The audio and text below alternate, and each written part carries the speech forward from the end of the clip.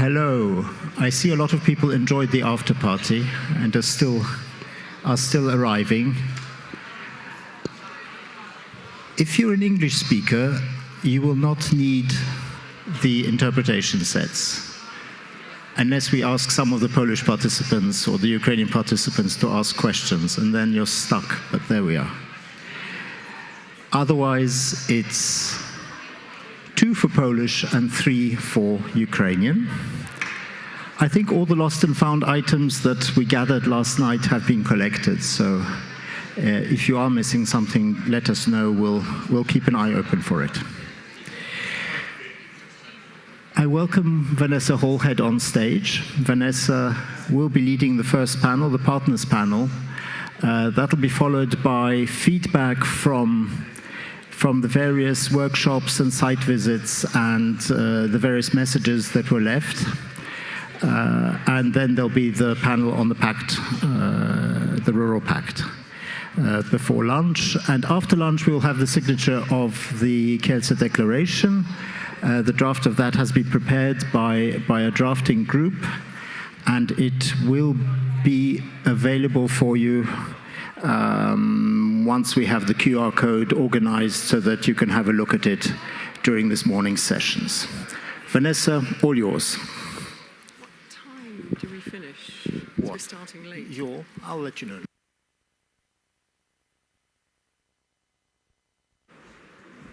Good morning, everybody. Oh, it's an empty hall, I don't know. All these people who are partying all night. Anyway, hopefully it will fill up soon, but we need to get on with the programme regardless. So, the first session this morning is something that we try to do in every ERP, which is to give our national partners the stage to tell you a bit about their situation and what they are doing in their own countries.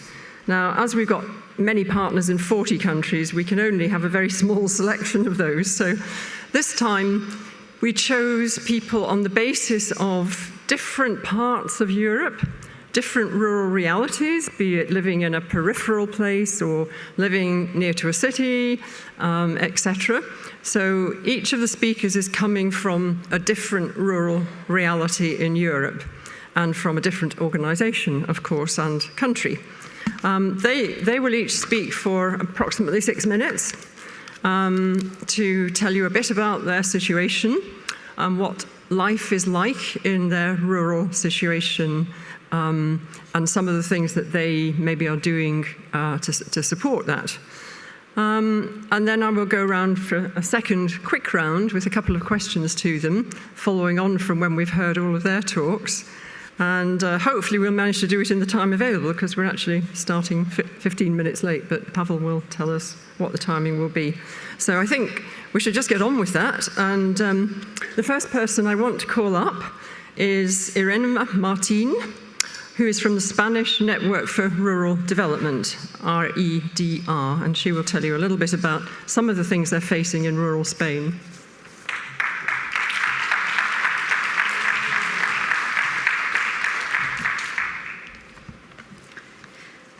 Thank you.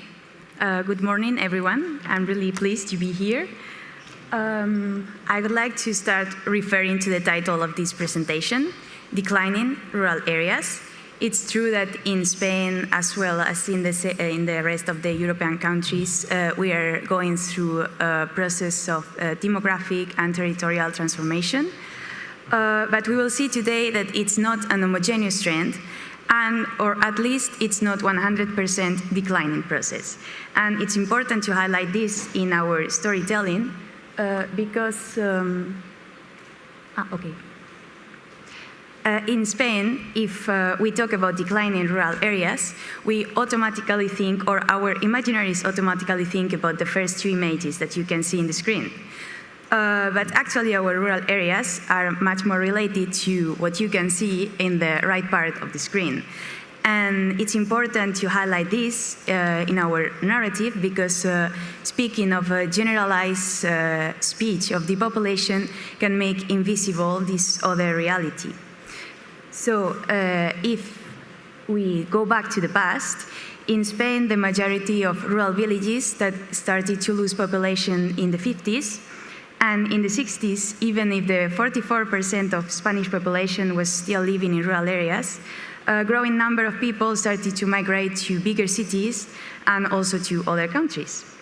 But it has never been an homogeneous trend, and while we see that the interior zones of Spain are losing population, the rural regions next to big cities and next to the sea has been receiving new inhabitants during the last years, and especially after the pandemic crisis, when people started to look for spaces closer to nature and with less pollution. So we could affirm that nowadays we are having like a double trend. We are still facing the population, of course, but there is a parallel wave of people who still want to live in rural areas. And even if it's small, we need to make it visible and communicate it. So if we focus on the first trend of the depopulation, we think that we need to accept it, accept that some people, that rural areas are going to be abandoned by certain people, mitigate the consequences that this can have on the people who still want to live there, and adapt the policies and tools to make their lives easier and with a better quality of life. In Spain, last year the government created the strategy Spain 2050, and in relation with rural areas, it says that okay, as you can see in the screen, it's likely that in the coming decades, those more isolated and smaller municipalities will probably continue to lose population and will end up becoming depopulated, so disappear. In 2050, fewer people will live in rural Spain, but those who do so could live better than now. So maybe this is a good example of acceptance and mitigation, or maybe it's just too conformist. We launched the question here today. And about the second trend, the people who are actually returning to rural areas, we thought it could be interesting to see this image from the results of the ruralization project in 2020, even if it's not focused only in Spain, but on other 10 European countries. And this graphic, they asked the people from 18 to 30 years which would be their dream place. And as you can see in the image, the people who live in rural areas, practically no one dreams about living in a city. But we don't have the same responses from the people who live in cities, since a high percentage of them would love to live in rural area. So why are they still living in cities? We think this trend is an opportunity and we need to make it visible. And at this point, we would like to make some proposals. And about the depopulation, we think that we need to act. We are not going to end up with depopulation with more debates if there is no political will, and since we already know the diagnosis. To do that, we need to cover those municipalities which are actually losing people, and we need to boost the advocacy work to bring a rural agenda and rural proofing closer to decision-making spaces. In Spain, we already have several cases of regional efforts to get close to rural agenda and to mainstream rural development into legislation. In Catalonia, for example, the regional government has already approved the rural agenda. I wrote down their contacts in case you want to contact them to know a little bit more about the processes that they followed. In the rest of the region, they developed laws against depopulation and of rural development with economic measures and also tax measures. So it's interesting. We also need to make rural development something mainstream to all public administrations. Rural development cannot be only a matter of rural delegations. It must be also a responsibility of economic, demography, education, and health organs. Why not promoting from the Land Policy Ministry, for instance, to reallocate companies from urban to rural areas? If we focus on the second trend, the people returning to rural areas, we think that we need to listen to those people which are actually following that trend and promote it and boost it. So to do that, it's necessary that we transform our narrative, as I said at the beginning of the presentation, transforming our communication into something positive and making visible all those new solutions based on technology and digitalization that are taking place. And also, we think that we need to amplify our target, since we have always focused our communication on informing rural people and rural-related institutions. Of course, it's important to maintain it, but we also need to arrive to other spaces like urban one. We think that rural areas are not in competition with cities, and we need to encourage the dialogue between these two scenarios. There will be people who will still want to live in cities, but as we saw before, there is a lot of people who would dream about living in rural areas, especially young people who want to start a new project of life there. So let's give them the chance and let's show the opportunities that he or she has. And that's it. Thank you very much.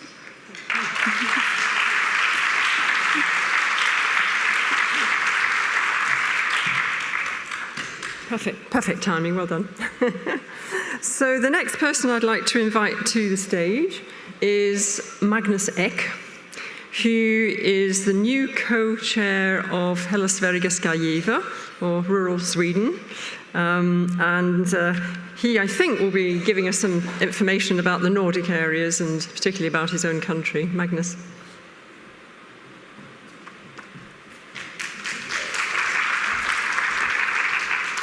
You're all too kind. Thank you, Vanessa. And I will be speaking about the Nordic areas, but just to say in advance to the Finnish and Icelandic people, I'm sorry, this will be quite centered on Sweden and the Swedish perspective. It's quite a large area to cover, the Nordic countries.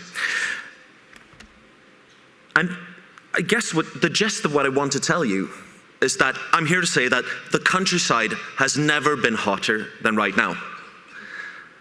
That is really the gist of where we are in Sweden, is that I don't think that ever in modern history has the countryside been viewed as more attractive and more as a place where a lot of people want to live. And I think that this is quite a change that kind of still surprises us as rural citizens. And especially in the north of Sweden, where my parents' generation and my grandparents' generation fought campaigns under the banner, "We won't move," and where the national policy was really centered on trying to get people to leave the north of Sweden, move down south. That's where the jobs are. And all of a sudden, we're in a situation where people want to move out of the bigger cities, where we have a new green industrial wave. That means that a lot of the economic growth that Sweden will see over the next 20 or 30 years is centered on rural areas in the north of Sweden. And where now we might be running government campaigns saying, please do move, and do move up north and not away from it. The countryside has never been hotter. And I know that this is a trend that we're seeing all across Europe. And it's a trend that the pandemic has only strengthened. But it's, I think, especially clear in the Nordic countries and in Sweden. All the same, we're still faced with many of the same problems that we have for generations in Sweden.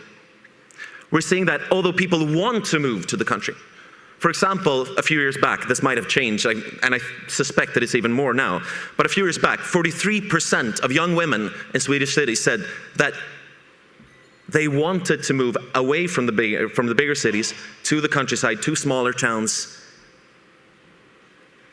but they weren't sure that they had the opportunity to do that. And that's our challenge now, that people want to move, but they're not sure that they're able to. And I'll come back to this over the next 5 minutes. But I also think that something that's quite specific to the Nordic areas is that our whole brand is a rural brand. We're trying to explain to people, why should you move to Sweden? Why should you move to Finland? Why should you move to Iceland? We're almost always trying to encourage people with a rural brand, a rural image. And I think that the view of the Nordic countries is pretty much a view of the Nordic countryside. Myself, I'm from what Germans sometimes call Astrid Lindgren land. And that's the whole view of Sweden. When we're trying to explain what you gain from moving to Sweden, we often see images of northern Sweden, of mountain ranges, of wide open countryside. And this is precisely what's driving migration within Sweden as well. And we're seeing that the new rural citizens of Sweden aren't always Swedes. I usually say that I'm very typical. I'm a very typical Swedish farmer in that all of my neighbors are German. And this is something that's also quite new. And still, even though this has been going on for decades, for 20 or 30 years, we're still kind of surprised that we're meeting new people in the local shop, speaking German, and you strike up a conversation and you realize that, okay, so you've been living here for years. And we're still kind of getting used to the fact that the countryside is where people want to live. The Swedish countryside is where you want to live when you're finished working as, for example, as my neighbor is, a retired nurse from Brandenburg. Where do you move? You move to the Swedish countryside. And I said that we're still, although this is, I think, mostly viewed as a positive trend. You know, it's always hard to accept newcomers, and we're still working on being open. We're still faced, this is a positive trend, but we're still faced with these same kind of problems we've been fighting with for decades and for generations as well. And I think, Irene, that this is something that's kind of similar between the Spanish and the Swedish context. We're still struggling with the fact that a lot of policy making, even if we rural-proof it, doesn't have a rural perspective from the beginning.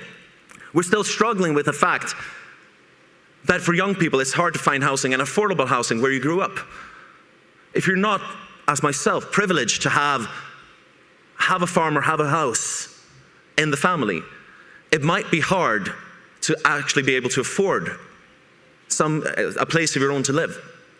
And I was in Koster, which is an island off the Swedish west coast, fantastic country. And I mean, people are just running over each other to move there, to live there. But I was speaking to a young woman my own age, and she said that of all the people I went to school with, we're 2 or 3 that still live here. And how, I'm sorry for swearing now, but how the hell are we supposed to afford living here when we have rich Norwegians coming in and paying millions of euros for the houses?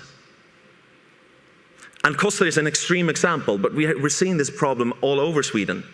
Then when housing is actually something that's desired, we're seeing the problem that young people are being, not perhaps forced out, but are struggling to afford their dream house and in building their dream living because they can't afford it, they can't get the loan, they can't get the financing to build their everyday lives in the countryside. And I think that this is a structural problem which we will struggle with over the coming decades. 1 minute, okay, Vanessa, I'll speak faster. What we're seeing is basically, what I'm afraid that we might be seeing all across Sweden is a gentrification of the countryside. Young people moving away, and people who are older, who have made their career, I wasn't kidding, moving out there. We're still having a problem with demographics. Even though people are moving to the countryside rather than moving away from it, we're still declining, and basically it's a fact that people are dying away from us. And that means that even though people are moving to the countryside, we still face many of the same demographic problems as you are in Spain, or similar problems at least. We're still struggling with a diverse picture that even though the countryside is very attractive, we're still struggling in smaller towns and old industrial towns.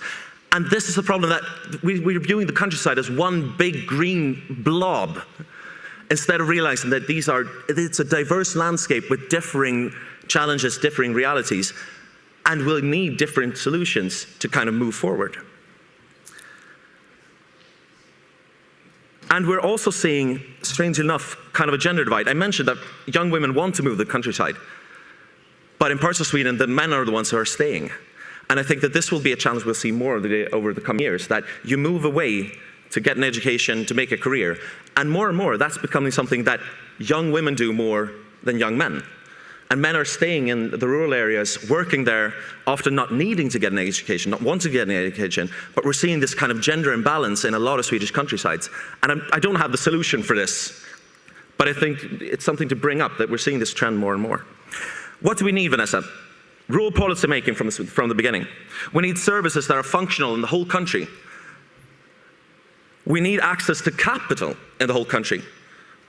And this is something that Sweden has been great at historically, but we're seeing this dying away. Smaller banks kind of closing up, the banking system becoming less diverse and more big scale, and losing touch with the rural reality.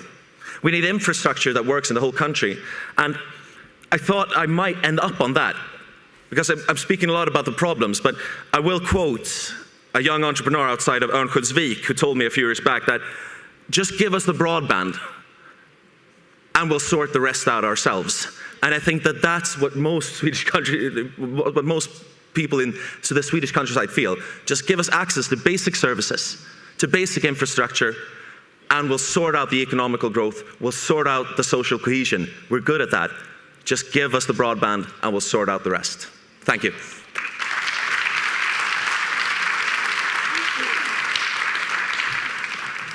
Well, I'm glad to hear that rural Sweden has the same problems that rural Scotland have with broadband.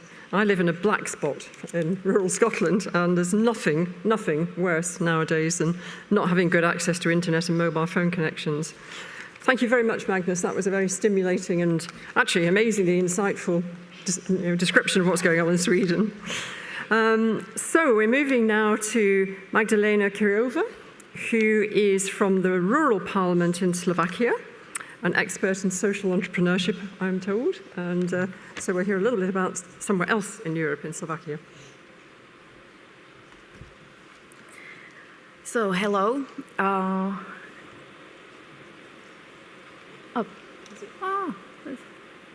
Okay. Yeah. So, my name is Magdalena.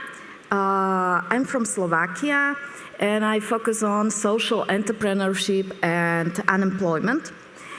From 2018, we have a national law in Slovakia that exactly defines what a social enterprise is. We have over 500 social enterprises in Slovakia. Most of them, 95% of them, are municipal social enterprises, because municipalities are allowed to establish municipal social enterprises and to solve unemployment and rural development. In Slovakia, we have a very big problem with unemployment, especially with Romas. And also, Slovakia has the lowest female employment. It's around 60%. Therefore, I decided to establish a civic organization. It's a social enterprise. And I focus on employing women over 50 and 60s with health disabilities and Romas. Very important for social entrepreneurship and increasing employment is decreasing barrier, increasing social cohesion, stimulation, strategies, and burning people with creative thinking and realizing ideas. For example, as you can see on the picture, we are working with a delivery food company. They have these big boxes on their backs, and my women in my tailor's workshop, they make from them houses for cats and dogs. And at the Christmas Day, Freedom of Animals organization, they give those houses to homeless people for their animals. Like I said, I provide tailor-made job for long-term unemployed women. It is a model that helps unemployed escape the poverty trap and find a job that suits their specific needs. For example, like flexible working hours. We had a woman that had a cancer and transplanted kidney. She couldn't find a job because she had health disabilities. She couldn't be between people. So we gave her a work. She got a permanent job. And every week I came to her house and I brought her materials, sewing machine. I took from her final products and I gave her a new orders, and you know what, she was happy. She started to cry. I'm sorry. She passed away last year. But she said, I'm happy. I can live my life again. And this is social entrepreneurship. That's what it's all about. To helping people, and especially people who cannot find a job, because it's really big problem with unemployment. And what is important for entrepreneurship is to ask myself, why do I want to start a social enterprise? You must follow the goal of the company, so fulfillment of positive social impact, like providing healthcare, social assistance, protection of human rights, rural development, unemployment. And it must be a project built on ideas and ambitions. But it is important to realize that social entrepreneurship should be treated as a business because it must support itself, but at the same time bring a better life to people. And what it receives from the state is just a bonus. Like I said, we have a law, national law,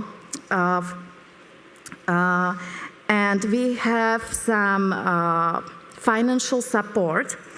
For example, social enterprises have a lower rate of VAT. It's 10%. Normally, it's 20% in Slovakia. You have 100 income tax relief. We got financial support, like state contribute wages from 75 to 95 of the total price of the work for each month. And thanks to social enterprises and the social policy of the state situation in the regions can improve social enterprises can be seen as an alternative in solving socio-economic problems, in some cases environmental problems, or also agriculture. We can sum it up that the philosophy of management must be based on working with local people, for the local people, and using local resources, so we can do the business at the local level, in the locality, in the surrounding places and villages. When we talk about the direction of social enterprise, we mean that the goal of this direction is to create a good environment for the people who live in the community. Then people want to stay in the villages and to develop and to support rural development because it's really big problem, and young people are leaving our villages and going abroad. So we would like to bring them back to our cities, regions, and villages. Thank you very much.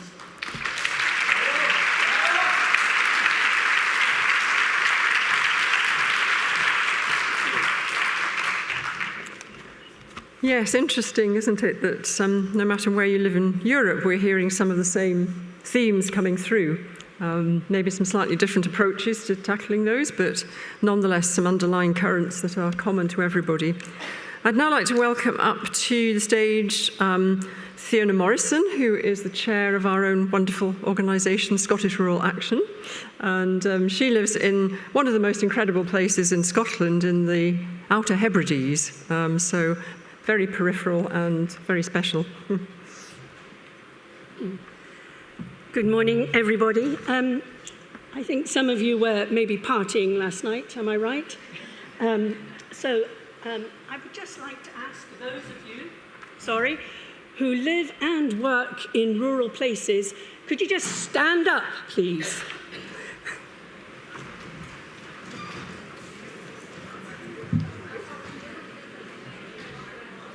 And now, very good, very good. And now can I just ask those of you who'd actually rather be in towns and cities to remain standing, and the rest of you can sit down. Did you understand that? If you want to live in a oh, right, we've got one or two, right. Just make a note of them, okay? No, I tease you.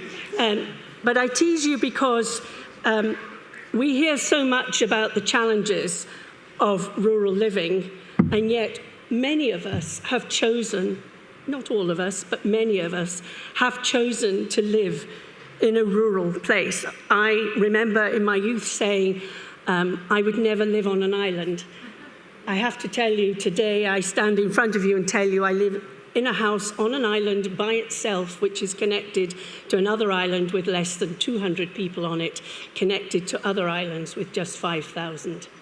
And we are surrounded by islands that have nobody living on them anymore. So rurality and its viability is at the core of my being, really.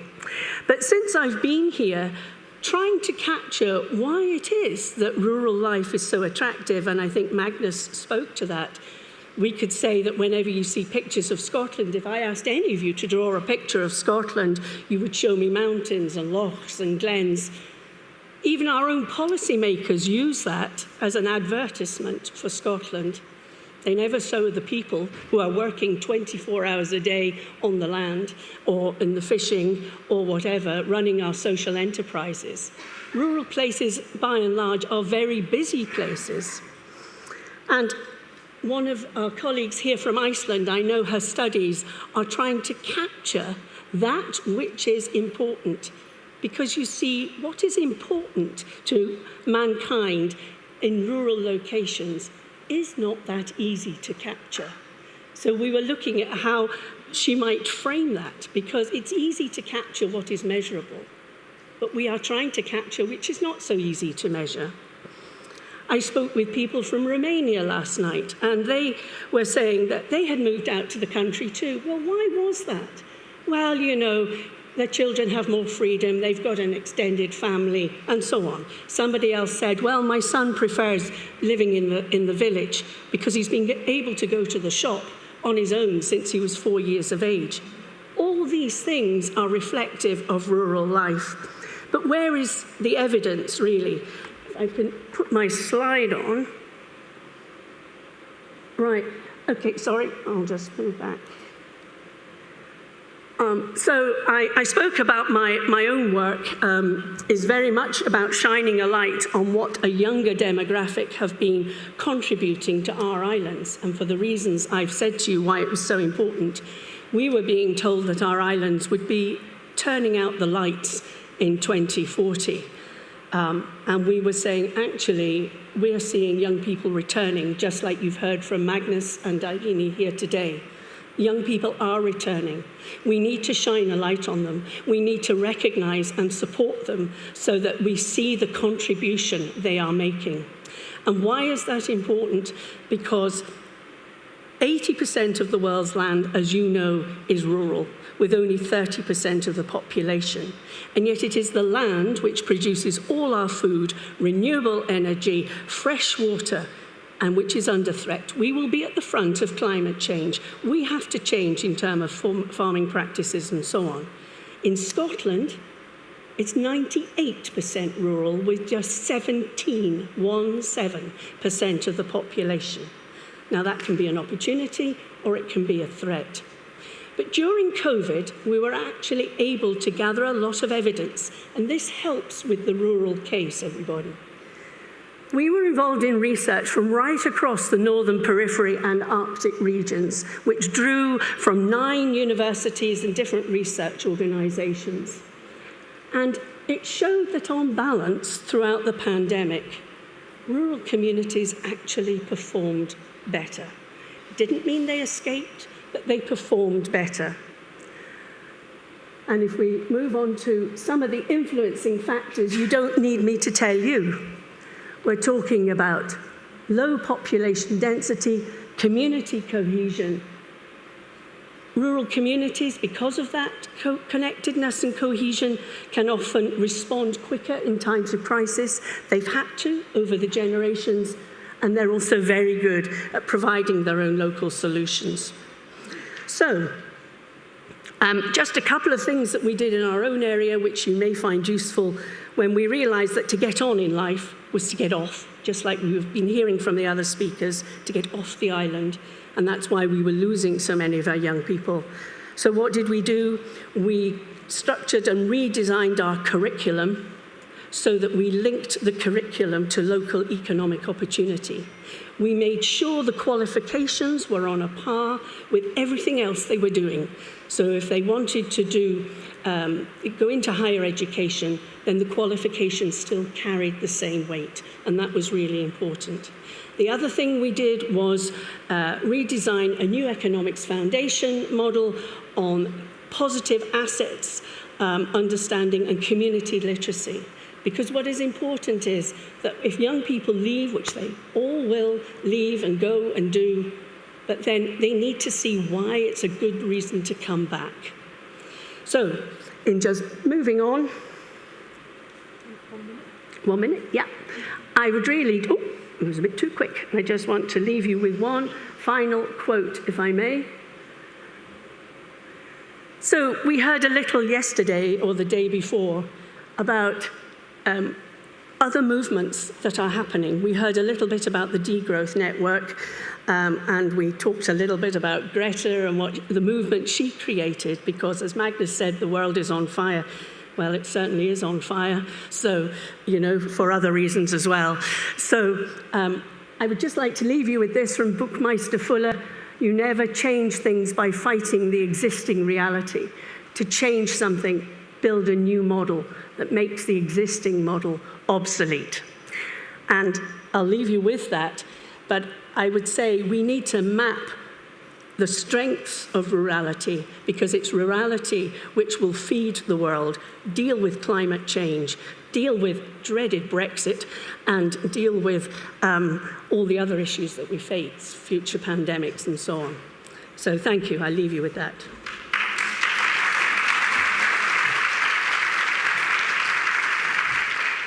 Thank you, Fiona. The one thing I will say from Scottish Rural Action experience is that Fiona is an extremely positive person who sees the opportunities everywhere, and particularly in regard to young people and how they can and do begin to make lives back again in rural communities. And I think it's a very good note to set that, we're all feeling a bit depressed, I think, at this event because the world around us seems to be falling apart in so many ways. But, the message that within our rural communities there is so much we can do to build a good life which can affect all the others, is a critical one going also through this conference. So now I'll move over to our last panelist, who is coming from a very different part of Europe. This is Hartmut Berndt, who is the chairman of the German Leader Association, BAGLAG. And so he will tell us a bit about what it's like to live in a much more busy and crowded rural environment than the Western Isles is.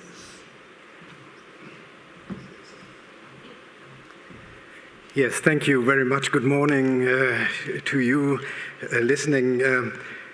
When I listened to the former presentations, I was thinking about I should stop my presentation because so many things have been said. And I remember yesterday, Vanessa, when we had the ERP assembly, that I said that my feeling is that we left behind the time where we used these conferences to talk about how we suffer from living in rural areas. This is behind us. We are now we are on the way to say how attractive it is. And I found most of you saying exactly this. So I will do this from the German perspective. And we heard something of the German perspective leaving us, going to Sweden from Magnus. But I will try to make perhaps the background of this. Yes.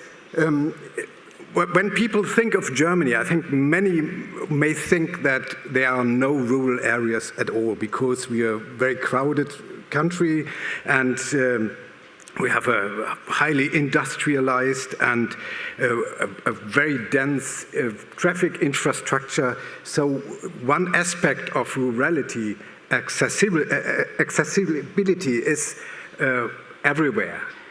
And I can show you to compare Spain from the satellite view, Spain by night, and you see a bright spot in Madrid and at the coast. And if we compare it with Germany, you see it's totally different. In Germany, there's a high density of population.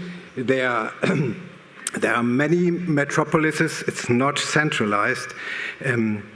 But I think we should not only look from the aspect of accessibility, because accessibility in the meaning of to schools, to medical care, and all these things.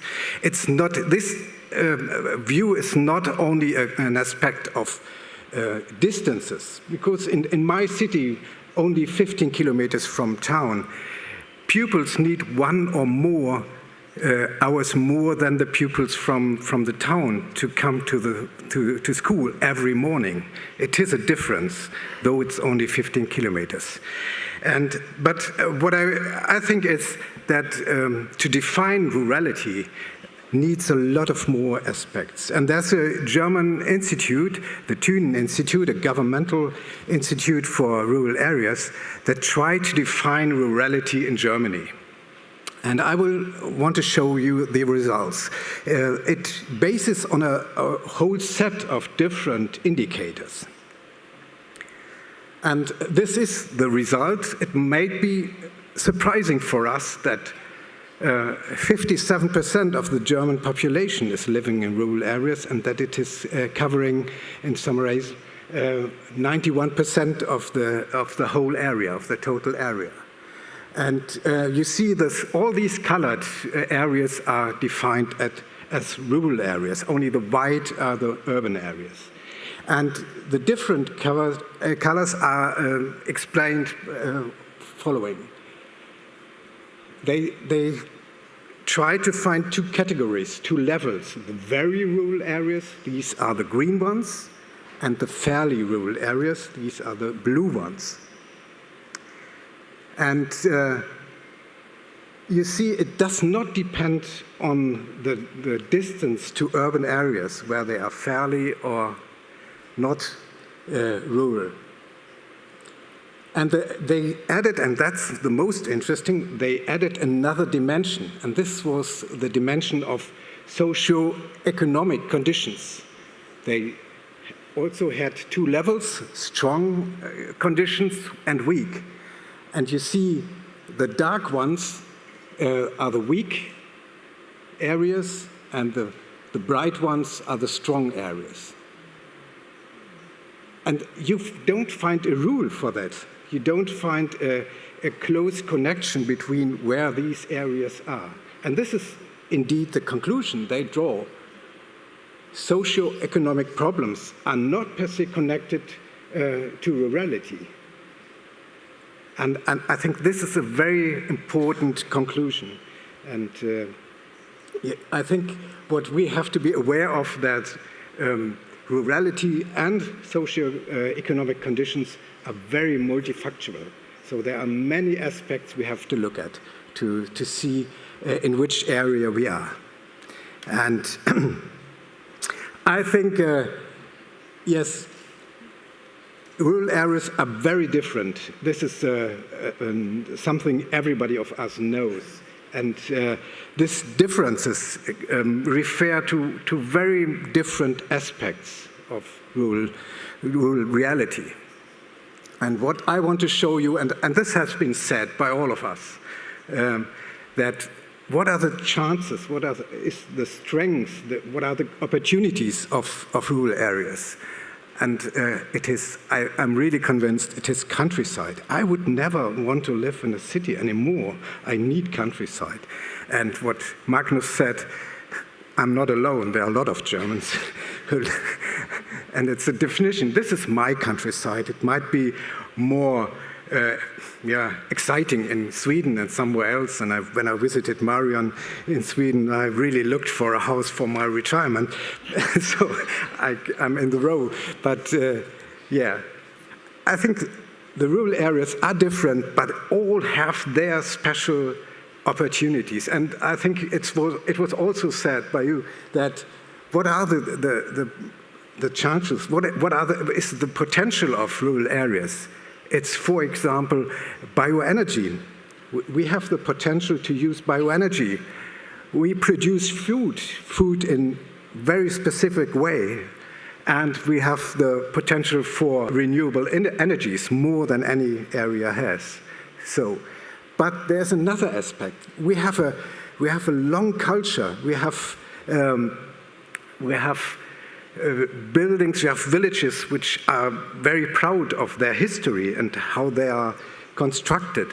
And we have neighborhoods, we have celebrations which are very specific. And this, I think, is a base, a very important base for our future. And to conclude, yes, rural areas are very different, but they all have their specific potentials. And this is I'm deeply convinced that each territory must find its own identity and try to be aware of its specific characteristics and chances which are connected to this. And I was very happy about the discussion yesterday, because I think we have to develop new visions for rural areas. And these new visions, they need really strong changes in society. And yesterday it was the first time on a level like this where I have been aware that we discuss these new visions beyond growth and beyond more consuming and more consuming. And I think this is the way we should go, and this is a very great chance for rural areas, because we have the potential to be, yes, an example for how this works, to be sustainable in future. So, yes, we have the potential, and I will close that. I think it's our task, the task of us all, of those who are working in labs all over Europe, but also in administrative bodies everywhere, that our task is to make the rural areas, to give them the potential to develop or to go a way of sustainable development. We have to ensure that the conditions are in the right way. Thank you.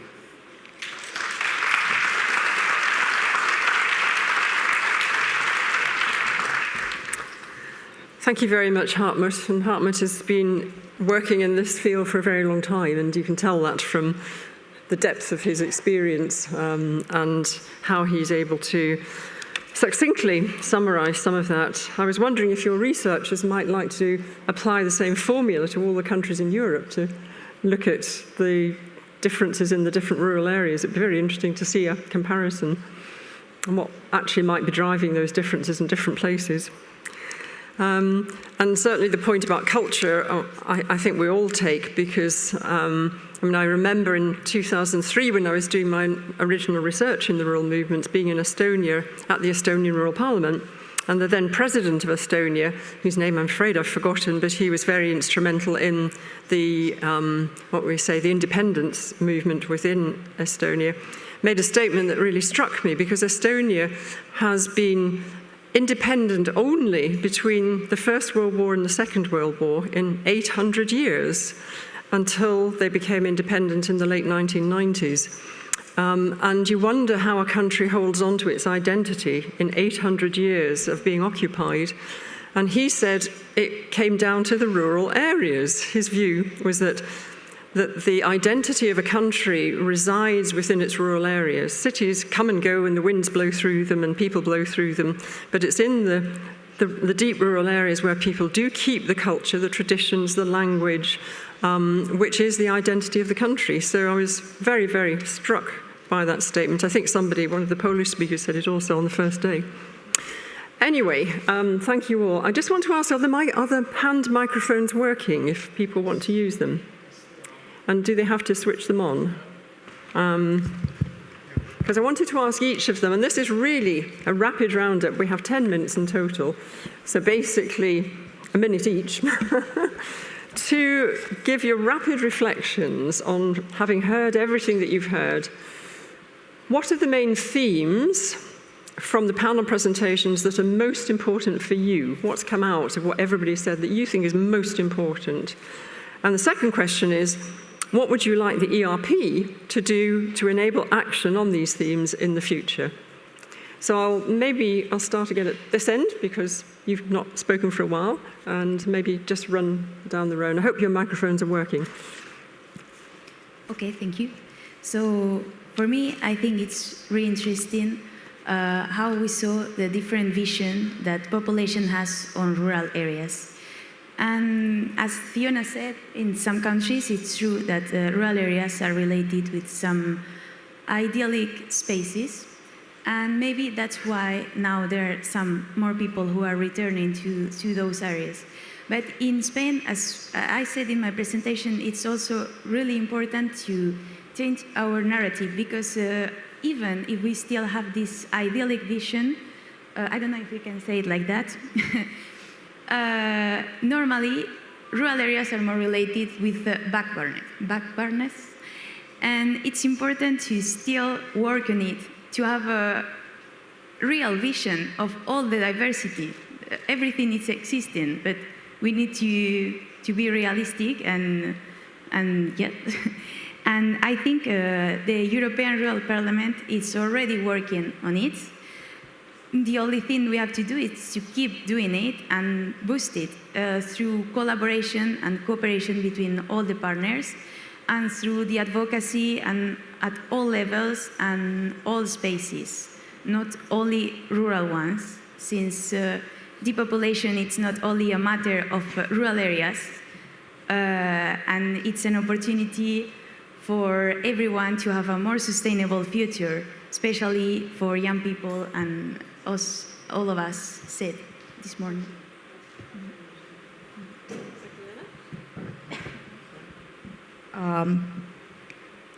I think it is very important to work with local resources, with local people and for local people, because after they won't go away from villages, and rural development is I think it's based on the basis of the rural development are in working. I don't know if I said it right, but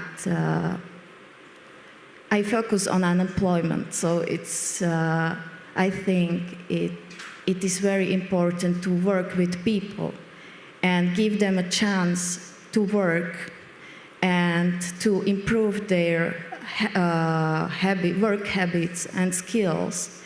And then if we gave them a chance, for example, to work, their life can improve, and after they don't want to leave their homes and villages. And I think ERP, I like what Iran said. I think our ERP should working on keeping work on this stuff like it's doing now. And especially, this is my first time, so I would like ERP to maybe organize meetings, international meetings between the leaders of social enterprises to change their informations, practices, experiences, how they solve the development of rural areas in their countries, because in every country is different. So we have different problems, and I would like to know how it works, for example, in Spain or Scotland. And that's all, I think. Hello. I think the ERP has a fantastic... Oh, sorry. I think the ERP has a fantastic opportunity when you have so many countries gathered here and throughout all the networking in between times, in between parliaments.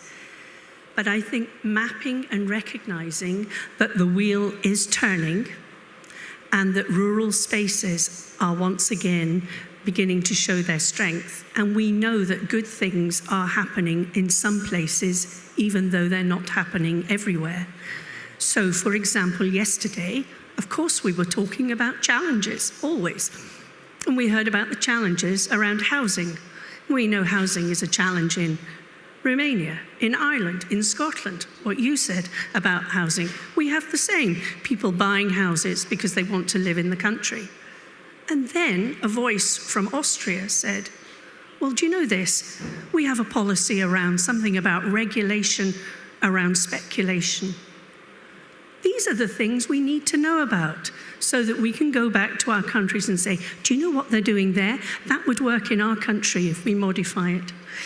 And the other thing is, and I think Vanessa touched on it just now, that for me I feel is quite important, and that is celebrating and recognizing and safeguarding our cultural differences. That's not to be exclusive of anyone else, but recognizing, and Vanessa just spoke about that now in Estonia, and our own Professor Jim Hunter at home said that in many ways that it was the crofters, the small farmers in the fields, who kept the oral tradition of the language. And I would have to say, let's face it, when there are political, warmongering, social and economic circumstances, which even if you haven't been thrown off the land by the scruff of your neck, you might have been moved. So what have you held on to if you've stayed? It is who you are, that sense of identity, and that will be wrapped up in your language and your culture and everything else. And people feel very threatened when that is taken away, and that affects all our well-being. So yes, we all want to work together, of course we do. But we also must recognize that we all have our own cultures and we must celebrate them. Thank you. I think Hartmut's last slide really summed it up for me. It's our responsibility to ensure the opportunities for viable and sustainable development. And I think that pretty much sums up a lot of what we've been talking about. That's precisely what you said about give people the opportunity to work and improve their skills. And they will improve their local area, they will stay in their local area. And I think that's absolutely true. And that sums up so much of the work we do and so much of the things that I see are needed. Because we all know that development isn't something that comes from somewhere else, it's not something that comes from above, it's something we build in our local communities. And I think that will be the challenge. Look at what's the barrier for people wanting to stay, wanting to move to our local community? What's the barrier for opening or expanding an enterprise? What's the barrier for organizing in civil society and developing our local societies? And I think that's really the challenge and the gist of the challenge. And I think that what I would like to see from the ERP, apart from what we've already mentioned about connecting people and connecting ideas, because basically what I want to do with you people, I want to steal your ideas. That's why I'm here. And I want to go home with the energy that you emanate and with all your brilliant ideas and try to implement them back home in Sweden. But what I would like to see is also putting that kind of pressure on policymakers and people in power all across Europe, that we're not asking for you to solve all of our problems. We're not asking you to, give us bread from heaven. We're just asking you to remove some of the barriers we're facing in our everyday work to improve our societies. And I think that that's the perspective that needs to permeate Europe if we want to see more of a viable and sustainable and strong development for the European rural communities. Thank you. Yeah. Yes, I try to continue to that what Magnus said, but I have the opinion that it is not only the local area. The local areas have done so much. We have been talking, this is my 4th ERP, and we have been talking about the challenges in rural areas before. But now in this ERP, we are talking about the challenges of society everywhere. It's climate change, it's the Ukrainian war. And what I feel is that some of the solutions are in the rural areas, and that's exactly a difference. It's the opposite. But what I also see is there have been so many initiatives on local area, for example, to prevent local climate change. But there was a news from UN yesterday saying within climate change, the world is going in the wrong direction until now. And I think we can do as much as we can do on the local area. We need this big changes in the society. And I think that's what I felt, that the discussion has begun yesterday here on the panel. And I was very happy that there were some people from the Commission who seem to be listening and open-minded. And this is the message we should give them. And if we try this, it's a very, very important task of ERP. Thank you.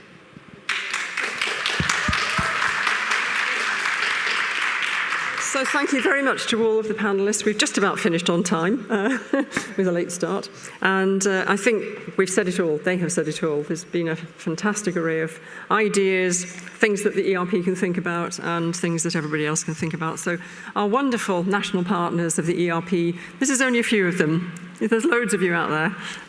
It would be wonderful to have heard from all of you, but many thanks for listening.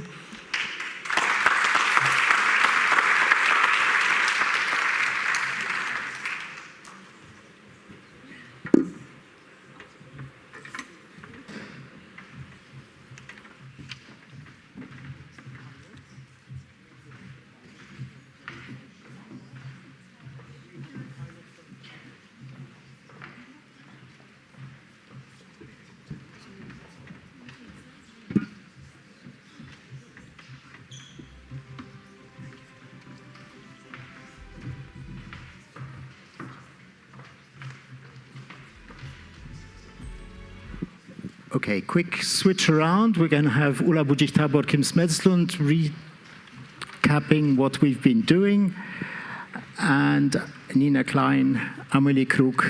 Hello, both of you. Good morning. Yes. Thanks a lot. Thanks, Pavel. Thanks for this opportunity to give you a very, very quick overview of what you have done, what we have all done over the last few days. There were several strands of our activities, and the first one we want some to hear about is the one that looks into the future, which is the youth work. So I would like to invite the young people who are not yet on stage, but who are dispersed somewhere in the audience, whom I cannot really see, and ask them to share the microphones between them. And very briefly, I understand there'll be about 5 people talking for 2 minutes each. Give us their impression of the work they've achieved the last days, okay? Please go ahead. and introduce yourselves, because we have not been able to introduce you as we don't know who is going to be the speakers. Hello, everyone. My name is Sima, and I'm happy to be here in the rural Parliament. But I'm also thankful for meeting the youth delegation and working with them. We had a successful Word Cafe with very interesting and important discussions about rural areas' future. But we are not the biggest decisions maker yet. So that's why we will stand in the crowd. Because it's not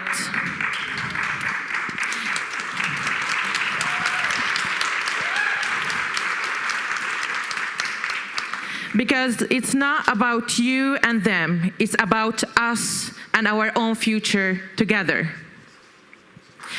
So now you will hear some conclusion about the Word Cafe. Thank you. Thank you. Money from the European Union is like a stream in a valley, providing water for the gardens of the villagers living there. We see more and more that bad actors are building dams upstream to limit or block the flow of this life-giving water in an increasingly hot climate. We need to make sure that our institutions and funds are not upholding these damaging power structures.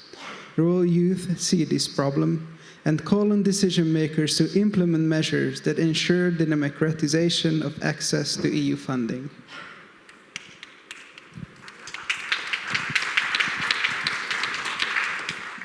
Young people need a support ecosystem in order to start a business in the countryside, because rural business equals a certain lifestyle and cannot be isolated when discussed and tackled. Thus, areas of key importance to facilitate rural entrepreneurship are access to more affordable housing, co-housing or other initiatives besides property ownership, recreational activities and youth-led centers to allow young people to build local social network, and lastly, entrepreneurship support programs and education on the topic aimed specifically at rural youth.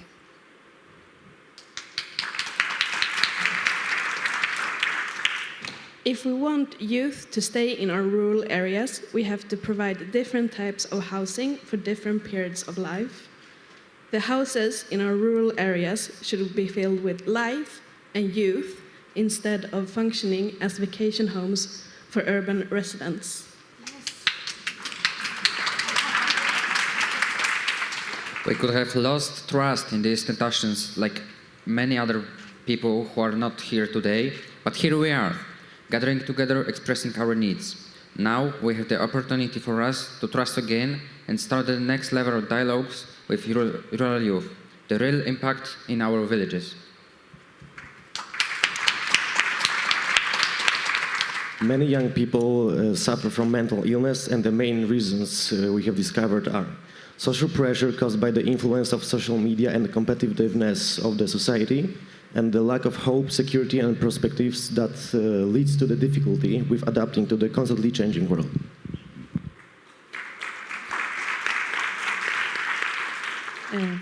And also health reasons like bad diet, lack of sport, and lack of contact with nature.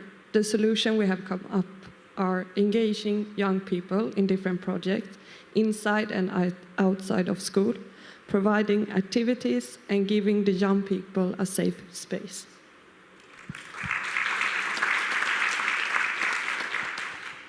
Social gaps are caused by economics are big, and without help from the government, they will not be solved or reduced.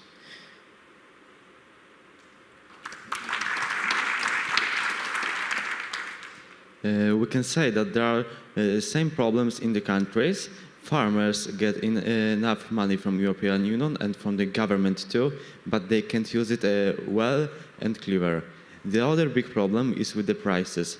They got really expensive energy, so if they want to survive this energy crisis, they should sell their products at higher and higher prices. In agriculture, there isn't any communication between rural and urban.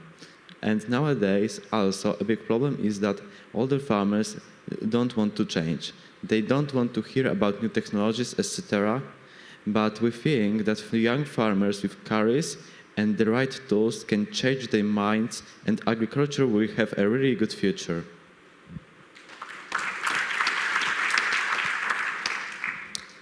Youth wants to be involved in the policy. If only authorities would give them the opportunity and the sources to develop, we will show how many possibilities we all can have working together as youth and governments. We need to act in the law system from each country to get easier ways to access to the land for the young people who want to develop an agriculture and a livestock activity.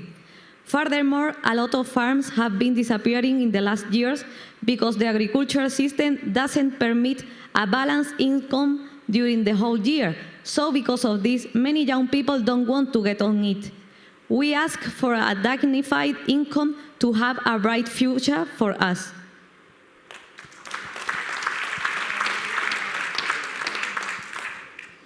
For development of rural youth, we need education.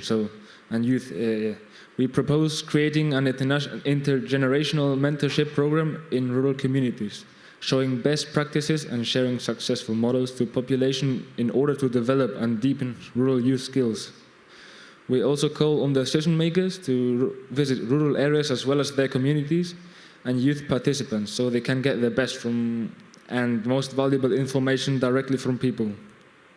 And we also propose the creation of more Erasmus programs for those between 15 and 17, including both paid work and volunteering, supporting youth in their development while simultaneously supporting their rural communities. This way we can improve their independence and motivation.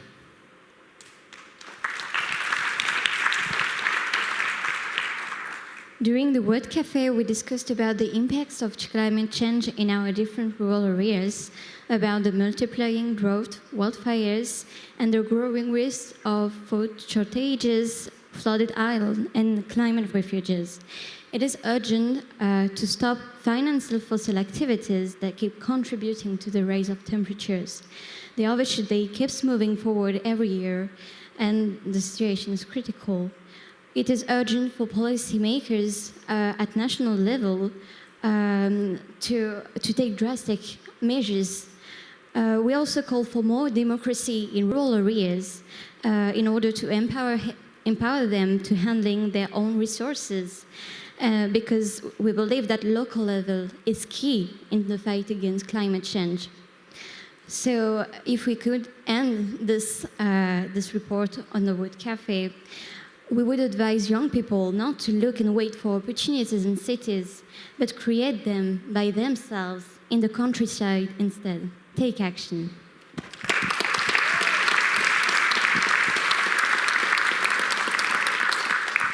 So thank you so much for giving us the opportunity to be part of the rural parliament.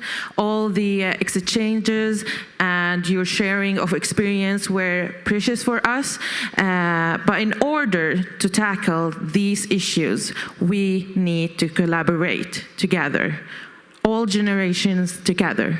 So I would like everyone here who wants to collaborate with us to stand up.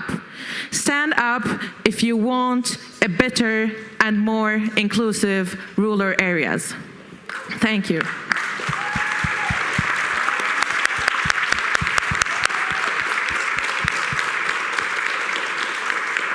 Thank you. Thank you very, very much. It was really very, very impressive. And it was moving to see that you had not just delegated one representative, but you wanted to speak with the very different, various voices to bring the message to us. We can feel the tide is changing, and we can feel also that the youth power in the European Rural Parliament is growing, and that's good news. I'm really hoping that in the next ERP meeting there will be not just one row of young people. Of course, there are more among the audience, but there will be like a whole a large part of the audience would be composed of young people. Just to add on to this good news, we had a meeting of the Polish Rural Forum at the end of the day yesterday, and the Polish Rural Youth Union, which has recently joined our forum, has delegated someone to be the vice president of our organization. So again, in Poland, we also hopefully making progress towards making more space for rural youth. Okay, so the next strand of work, which was happening in Kielce, was around climate. And I would like to invite two colleagues from Ecolis, Nina and Amelie, who will be sharing the presentation, again with double voice, but one PowerPoint, as I understand. Exactly, thank you so much. Yes, my name is Amelie, and I work for Ecolis as a policy officer. Ecolis is a European network of community-led initiatives on climate change and sustainability. So it's a meta-network of local initiatives that are addressing global sustainability challenges at the local level collaboratively. And I am also here as a representative of the youth, and I think it's really important to acknowledge that identity, which comes with specific responsibilities, with specific limitations as every other identity. And I think it's important also to mention that we have all different identities. I'm also a woman, I'm also a white person. I have privileges and I have responsibilities in this world, and those are identities that I have been imposed with. But I also have some chosen identities, and those are that I'm a citizen of the world, and I'm a climate activist, and I'm a researcher, and I'm trying to make this world a better place, and this is the position from which I'm speaking here today. Thank you for joining together in this thoughtful gathering to discuss the challenges of rural areas in Europe, and for collecting and imagining ideas on how those challenges can be addressed and overcome. One of the biggest challenges that we are facing today is the environmental and climate crisis, and the effects of this unsustainable use of resources, as we call the very foundation of our lives, are already felt today, with droughts and wildfires and floods are resulting in infrastructure destruction, in food shortages, and are impacting the lives of many in the world. These effects of the climate crisis are prognosed to only get worse during the years ahead of us, and it is now really up to us to decide whether we pull ourselves together and do everything that is necessary to ensure the well-being of current and future generations across the globe, or if we continue on the same path or similar paths that have caused this detrimental situation. Studies have shown that the richest 10% of the global population are responsible for the emissions of 50% of greenhouse gas emissions. And our current measure of progress, the GDP, is what everything is evaluated against, all our activities. This measure stands in direct relation with the amounts of resources that we are consuming. The higher our material wealth, the more stress we are putting on the environment. And it is, of course, true that technological progress has brought us a lot of enrichment and a lot of joy, at least some of us. And it is understandable that we as a society have therefore decided to continue on this pathway and put our hope into this progress, that it can solve our problems. But I think we have to connect back with the original purpose of this GDP, this growth, what it was actually meant for. And it was meant for providing well-being to us.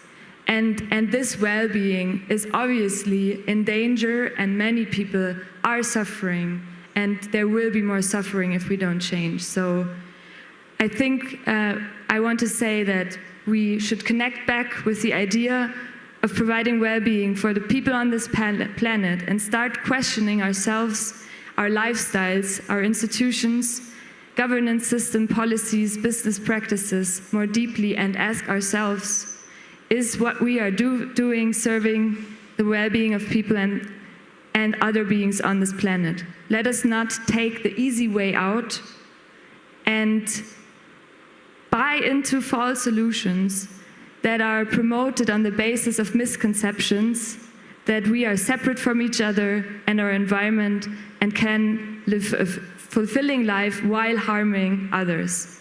We are also harming ourselves, and the planet is speaking loudly to us and requesting from us to make meaningful changes. Ecolease is promoting these changes, as many other local initiatives across Europe are already. Community-led local development as a mechanism is also promoting great examples of how to live a good life within the planetary boundaries. And with Ecolease, we are demanding political changes and are working on a policy position at the moment to promote transformational community-led local development. And I will now hand over to my colleague who is working in the policy domain and who will share more about the political visions that have been discussed in our workshops with you.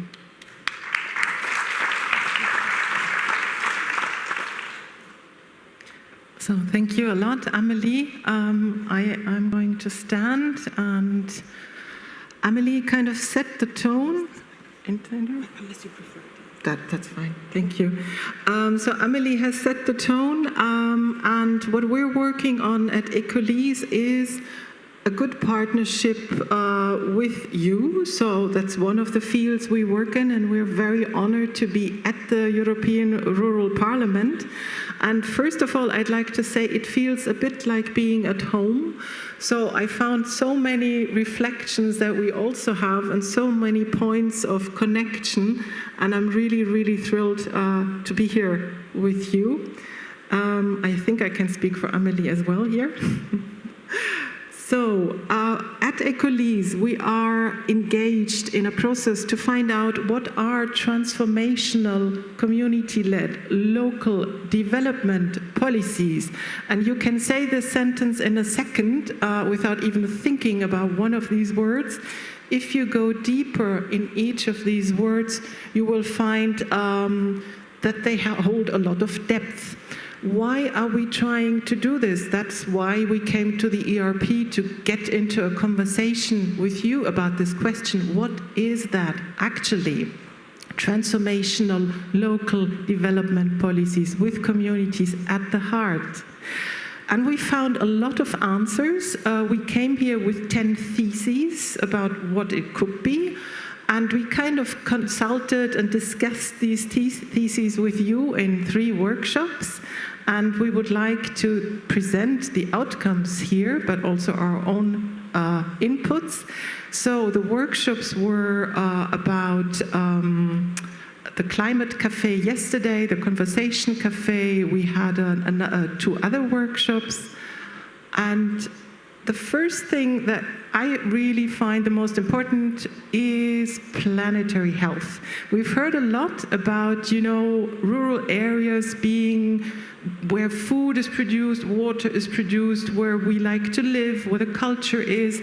But actually, if you think about it, rural areas are 80% of the EU land, which means that they are also where nature is. So they are also stewards of the land. They're stewards of the natural wealth that we have. Planetary health is a kind of concept I love because it means healthy planet, healthy human. That's a no-brainer, but I think we all forgot about that because the air we breathe, and here in Poland, not only in Poland, there's a huge problem with air quality. The water we drink. The nature connection is very, very beneficial for mental health. We heard that from the Youth Cafe as well. So healthy planet, healthy human. It's not about protecting nature for the sake of hugging a tree. it's actually about protecting humans. So what we say, we need alternative metrics for measuring this well-being, and Amelie said it. GDP isn't the right one. I think that echoed a lot. And also, in our view, there should be a call to prioritize nature in everything we do. Development now is kind of coming from an economic angle, so what's good for the economy will trickle down to social, will somehow not harm nature. But what we mean and what we think is that it's actually a situation where the planet is hurting, and we are in an extreme emergency. So we say, hey, development is not about saying economic, yes, social, yes, and we didn't harm nature, great, tick the box. But it's really about prioritizing nature, because this is the basis for human life. How could that look like? I forgot to mention the European Green Deal as a real guiding light, because, you know, we get to that. The European Green Deal provides for the first time a policy answer which is globally the most ambitious to facing this planetary crisis. And we're here and we're going to discuss the Rural Pact in the plenary later. So prioritize nature in everything we do means, for example, very concrete example, the Rural Pact has rural proofing. If rural areas hold nature, the natural wealth, we need to map and monitor what's there and what's the impact of everything we do on this wealth. The Rural Observatory would be a great place to do that. So what we say, include this into the Rural Pact. So, European Green Deal. Some of you might ask, oh, that's quite far away. I mean, Brussels, what does my local community have to do with the European Green Deal? So that's the second thesis we have, is actually, and it's a bit like a tree, activating the capillary forces between the leaves and the roots. In a tree, the saps rise, photosynthesis happens, and actually the leaves provide the roots with sugar, etc. So it's kind of working together. And that's a systemic view which says, I can't solve this problem, you can't solve this problem, but together we can. So we need all the actors, and the European Green Deal provides very, very good plans, actually, to do that. Thank you. So, inspiring radical lifestyle changes is something that the European Green Deal also has discovered is necessary, which is why there is a Rural Pact with an emphasis on the environment, on nature. There is also a EU Climate Pact, which reaches out to citizens for the first time. In our view, this needs to happen much, much more strongly, and it needs to be funded. Because, you know, knowledge, education, strengthening the social ties, this is nothing that volunteers can take over. Amelie is a researcher. I study as well part-time. I mean, this is a whole new world to discover. So we need experts, we need skilled people, we need hands-on training for communities, how to strengthen the social imagination. How can we do this? Also, we heard a lot about urban-rural divide, we against us, against them, whatever. We propose a bioregional approach which takes nature into consideration, so which asks, what are the natural preconditions of this region? Is there a watershed which supplies us all with water, and we need to work together in this area because it's defined by this watershed and not by this administrative boundary.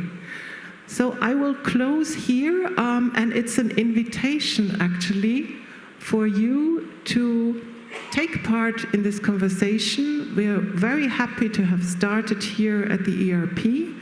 Ecolese, together with partners such as ELAT, with whom we work together with, and we're very happy about this, have a conversation process started, and on the 28th of September, we invite you to take part in this.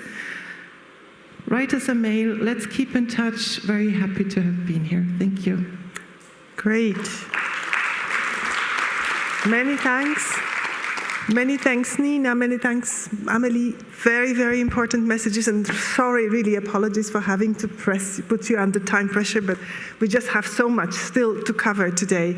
And then finally, for the rest of the workshops and a lot of the exchanges, we've got Kim Smetslund, who is one of the brains and hard-working hands behind the European Rural Parliament from the very, very beginning. Kim from the Finnish Village Action City, and over to you. He will summarize to us, he will try to summarize that. Yes, hello, thank you everybody. I have the honor of trying to report on everything in 7 or 8 minutes, and that's an extremely happy task, and I'm happy to do it for you. This gathering, we have not been meeting in 3 years. A lot of things have happened. We have a lot of challenges that we are meeting, but we are here to work for the local people. And I will now go to, let us say, about 80 years back in history. There is a person that has been saying very nice words that I would have never found myself, and it will be extremely difficult to repeat them, but I think it will kind of cover everything that we have been saying here. So here we are. So Mr. Eleanor Roosevelt, the First Lady in the United States, 933 to 945. I will read this, and I have to go here to read this, sorry. Where, after all, do universal human rights begin? In small places, close to home, so close and so small that they cannot be seen on any map of the world. Yet, they are the word of the individual person, the neighborhood he lives in, the school or college he attends, the factory, farm or office where he works. Such are the places where every man, woman and child seeks equal justice, equal opportunity, equal dignity, without discrimination. Unless these rights have meaning there, they have little meaning anywhere. Without concerted citizen action to uphold them close to home, we shall look in vain for the progress in the larger world. So I would say that this is kind of saying 8 years back what we are, all of us are thinking now today, what we're all thinking today. Not, well, here we are. How many things have changed from this? We still have big policies, we have big companies, we have big farms, big thinking, growth thinking. But anyway, if the big is not there anymore, if we have problems with governments, if we have problems with regions, what remains? The local, the people in the villages, the people in the communities. We are here, you are here. That's what we are doing here in the European Parliament. I will take note of this because we are supposed to be speaking very positively, and we are doing it. I'm very happy about it. And Mr. Andres Rodriguez-Pose from the London School of Economics, a great researcher, is saying that, well, if we have poverty, we might get populism. And we have the risk today of getting kind of this thing happening again with the energy poverty, with the food poverty. So if we do not react to this, we might get back to this system where populism is rising again, because there are politicians that can take this thing to just for their own egos or their own political means to go forward. So I think we should be reacting to that. He says also another thing which is a little bit lower in the text. So the place-based or the place-sensitive kind of approach, which we could consider as a very important approach. We need this.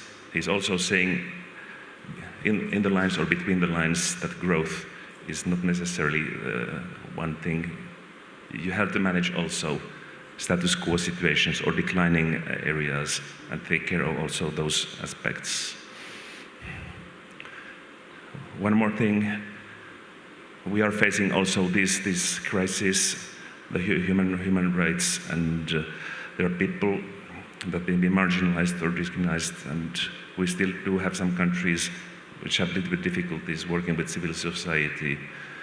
Not mentioning any countries, but we need to work that this situation will change in these countries, and we will work together to find good ways to work. And well, then we have the challenges. I will not talk too much about these challenges, in fact, because we have been talking quite a lot of those. So we just need to face that we are facing a great climate crisis, and we need to react. Also, we should not be forgetting about farmers, because they are also facing drought, they are facing the climate challenges. We should be here all together. Farmers, entrepreneurs, citizens, decision makers, to do it together in different partnerships.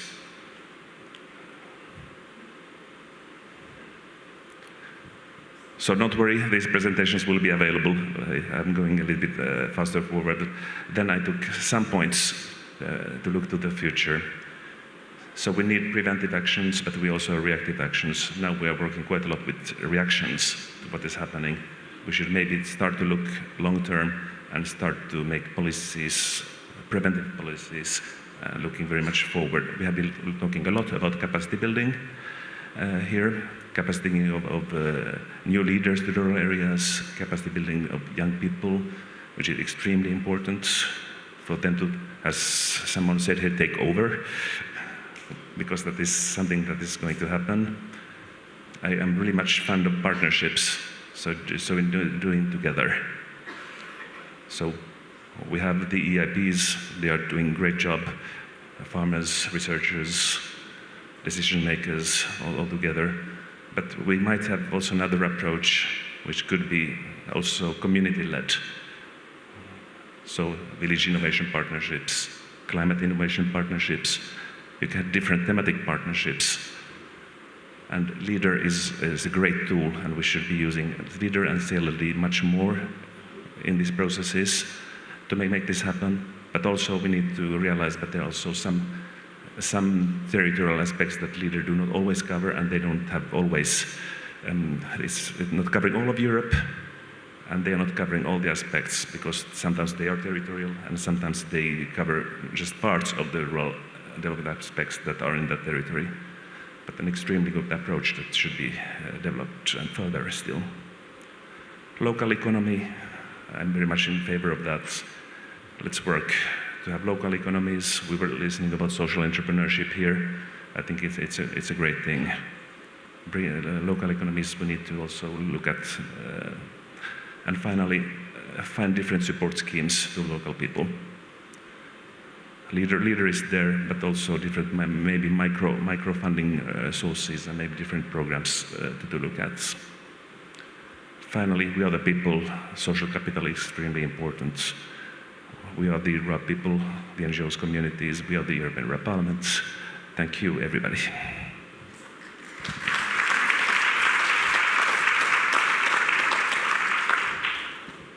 Okay, many thanks, Kim, and really very, very, very impressive summary of a huge wealth of discussions into a few words. I would indeed like to give the floor to you very, very briefly. We had one tool that was not very much used, which was the wall of ideas, where there weren't many ideas in writing.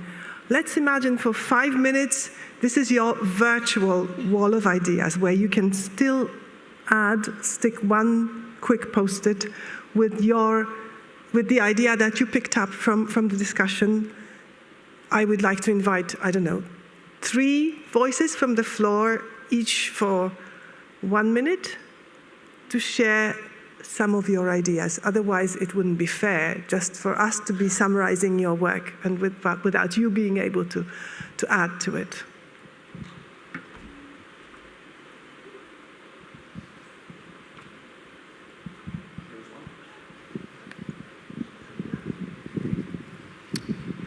Hello, everyone. Hi, I'm Nicolas Verdrosa from Italy, and maybe I do a bit other things compared to the majority of other people because I run a travel tech company in rural areas. And I thanks the organizer for this event. To the other side, I think we need to do a lot of work because at least in the area where I'm from, all my colleagues that decided to study, they live, they're in the big city, and they always lack of knowledge. There is always lack of knowledge in those areas. And I don't think, from my point of view, that we have all this bright future for the areas. We just need to look at the data, the statistics. I think, we need to work a lot. And I'm surprised how I love the idea of European Rural Parliament. I think it's important, essential to get together. And last night, a friend from Spain, he told me what was happening with the lags in Italy. And at least in my area, which is Avellino province, I think the lags got a lot of money in the past years, in the past 20 years. And I think the reason why those areas are not developed yet, it's maybe because of them, because they got power and they were not able to represent the people on the ground. And the reason why those areas now are going ahead, we call it Tirpinia the hidden Tuscany, because it's like Tuscany, which is maybe known from the majority of people, but it's hidden because it's an area where no one really knows about it. It's even on Google Maps doesn't exist, and there's like 500,000 people living there with 180 towns. So I think one of the reasons why those areas are going forward is because of businesses and people that decide to come back. And I believe that if we want to go forward and we want to have more, let's say, power and lobby, as maybe the majority of people here try to do, I think we need to somehow gather together and as well include the businesses, startups. We need to talk about technology, because we need to still do a lot of work, and as well in terms of organizing the event, I think we need to be improved. There were some lacks, and I think I'm sorry if I might criticize, but I believe that with critics we all can go forward and create a better future for rural areas. Thank you, everyone.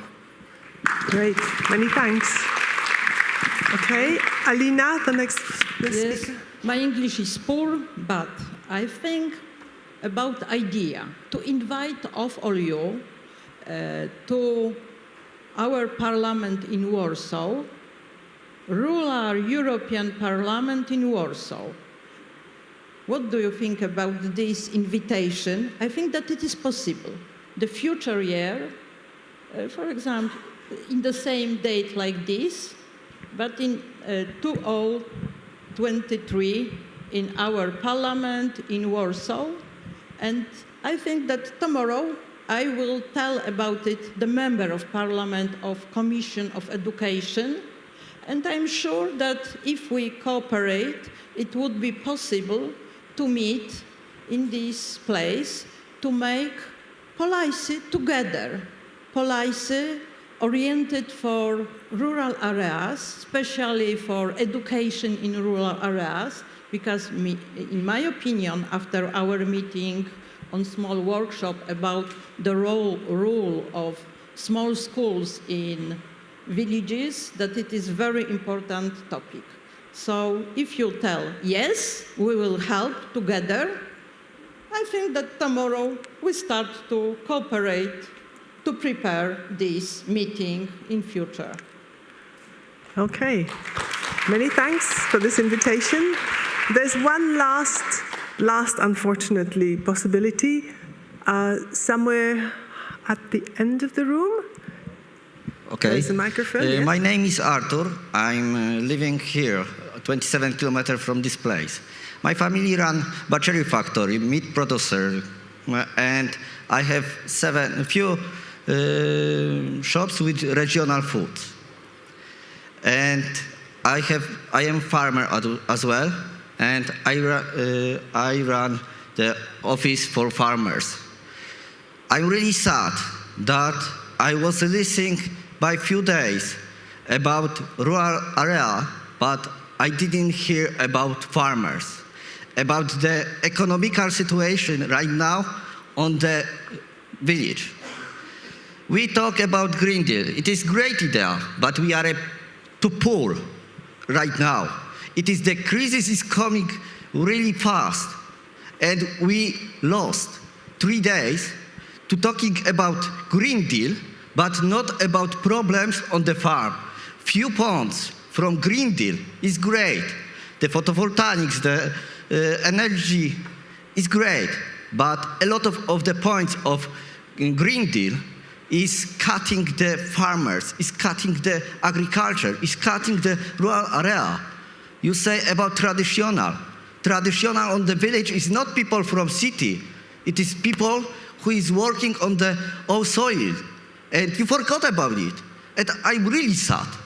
Because you talk about big money from European Commission for the rural area. But you forgot about farmers, about the people who is doing the tradition. And I'm really sad.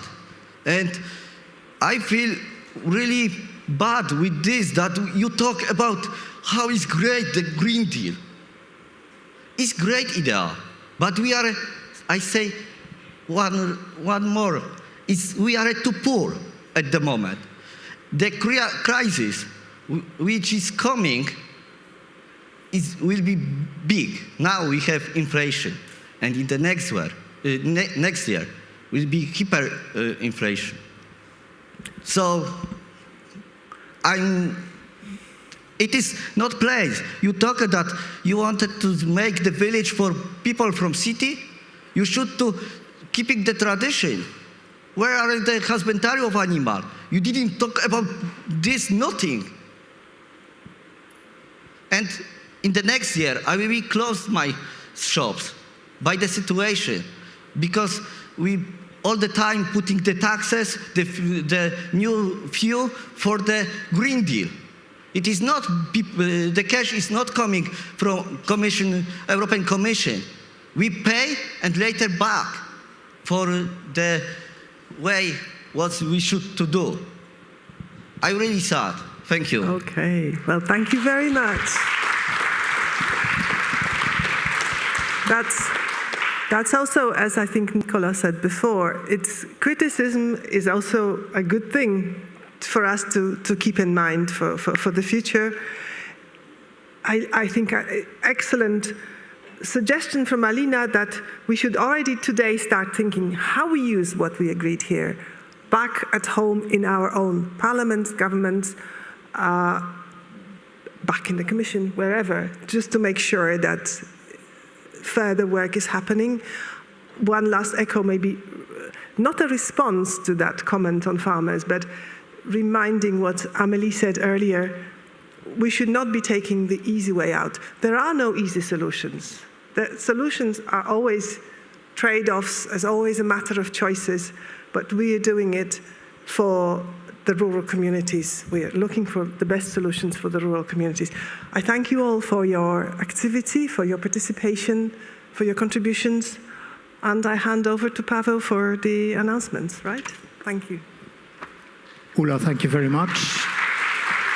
Just a few quick announcements. First of all, when we had the wave of countries to present themselves and say they're here, there was one bus that was late, and there was one country that couldn't be presented because they weren't in the hall yet, and that is the representative or representatives from Armenia. If you are here, if you could stand up, please, that would be very, very appreciated. Hello, welcome. When we started, we talked about war in Ukraine. Unfortunately, since we've started, we have to talk about war in Armenia again. So welcome. We're glad you could get here. And if you come from these places, it's never easy to do because of visa restrictions. We had some people who simply couldn't come.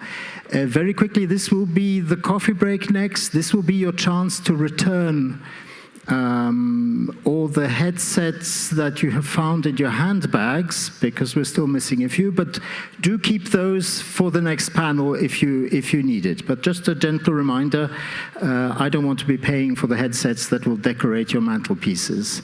And information, if I may, just before, I don't know if Anahit is here, just before you say a couple of words, information on transfer buses, because people have been asking us how to get to the station and the bus station.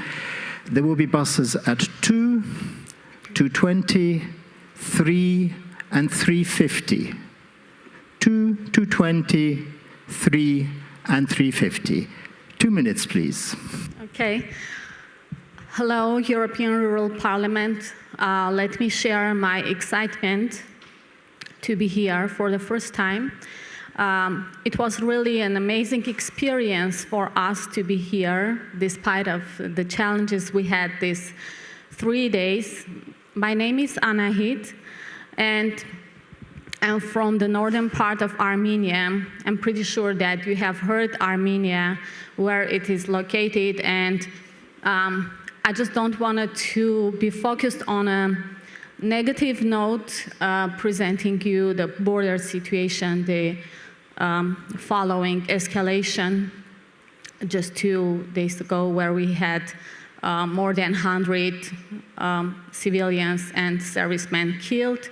But my goal is to present Armenia in an attractive way as a place with lots of perspectives of rural tourism and ecotourism development.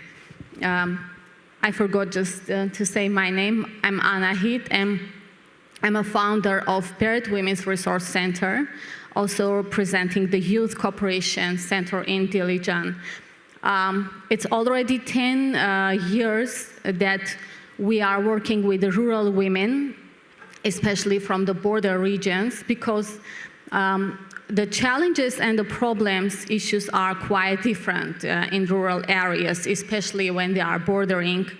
And somehow the unemployment high rate, the migration high rate, and the other kind of mental health issues we mentioned before.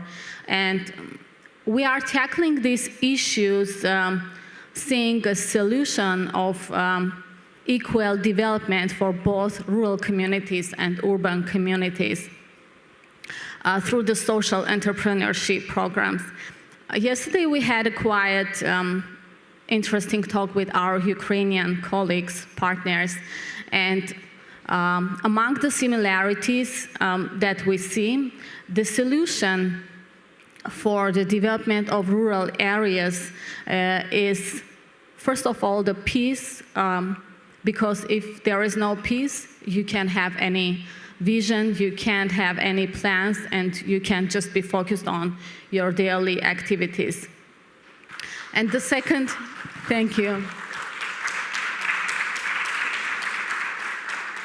And my suggestion is that for the next year, if you will organize, pretty sure that you'll organize this European Rural Amazing Parliament, please be focused on peace and determination. Because all the participants here from Ukraine and from Armenia as well are emphasizing, are begging, I don't know, just to be focused on peace for rural communities, especially for rural communities. And so the second solution we see to empower the local women from border communities is the social entrepreneurship. It could be through the farming, it could be the handicrafts.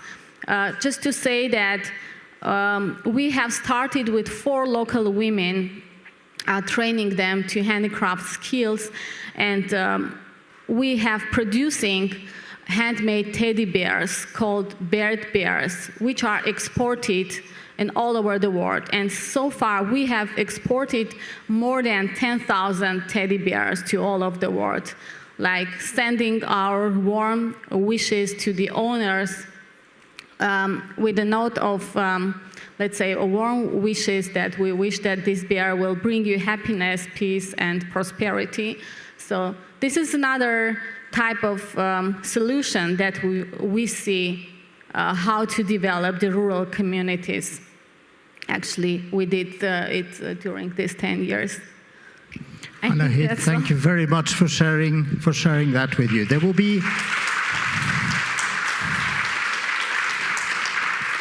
will be a coffee break now. Please keep it short so that we can catch up on time. So 11:25, if you could be back for the panel on the Rural Pact.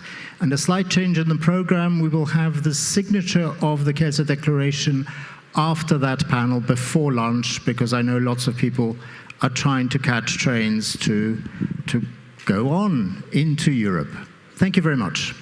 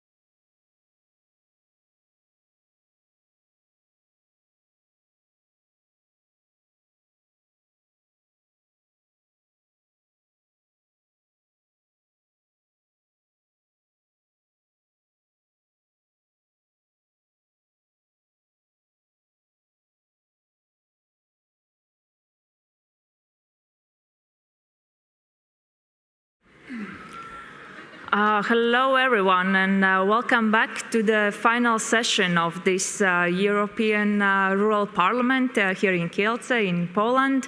I'm happy to see still quite a lot of you here, knowing that today, later afternoon, it's a trailing session. Therefore, as Pavel already said, we have a bit slight change of the agenda for those that are watching or us online, and for those that are here, just once more reminder. Now we have the session about the Rural Pact, and then right after, without the lunch break, we start the ceremony of signing Declaration Manifesto and concluding the 5th European Rural Parliament. I'm Anita Salicka. I'm a director of Latvian Rural Forum, also as a council member of ELARD. It's been my honor to be the steering group member preparing for this European Rural Parliament. And in context of this session, as you heard throughout these days, European Rural Parliament people who are co-initiators of this movement have been also involved in a Rural Pact conference preparatory group. So those have been really amazing discussions. And in this session, we will try to understand, starting from what actually is PACT, that a lot of you have mentioned throughout the last 3 days. We'll try to understand what's our role as civic society, what can we give, what we can pledge, what we can ask, and what the other stakeholders are.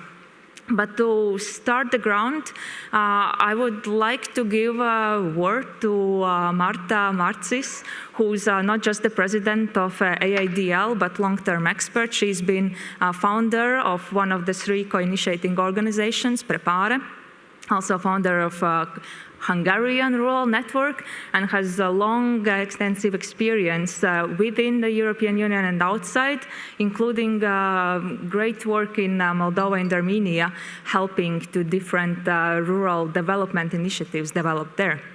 So, Marta, you were here throughout all the days, and you heard a lot about the Rural Pact, reflections on that, and the different lively discussions on what is important for us.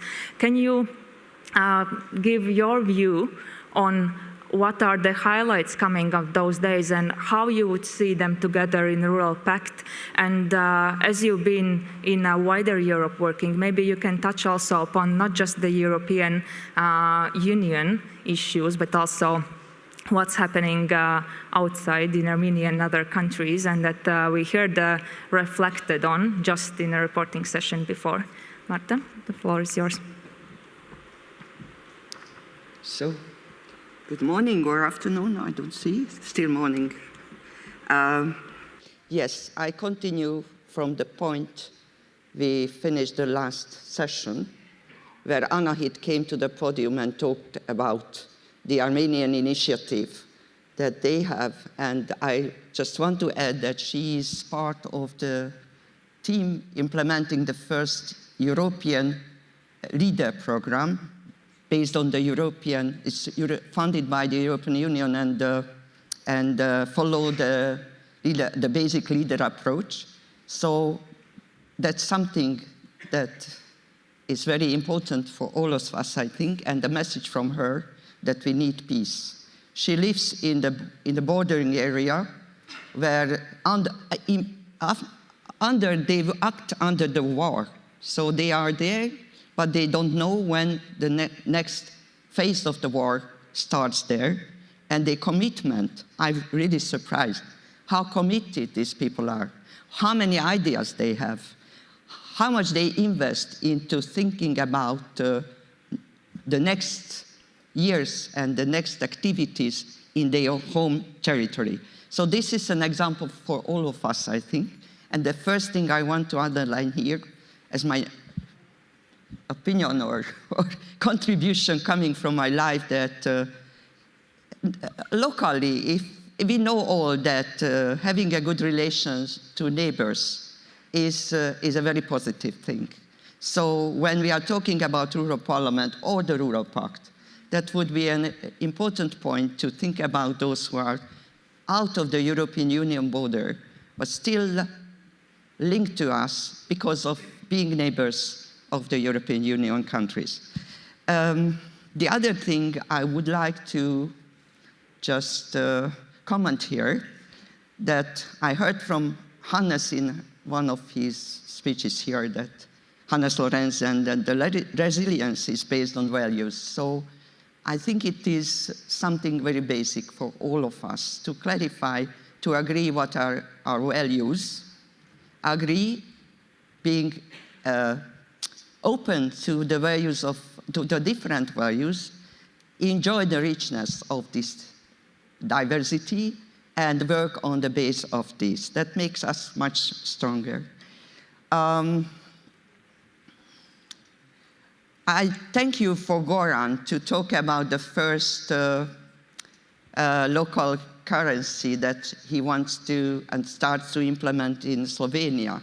So that is something I learned here, and personally I'm interested to learn how does it work. So just as a conclusion from these different comments that hit me, I've spent here one day and learned a lot.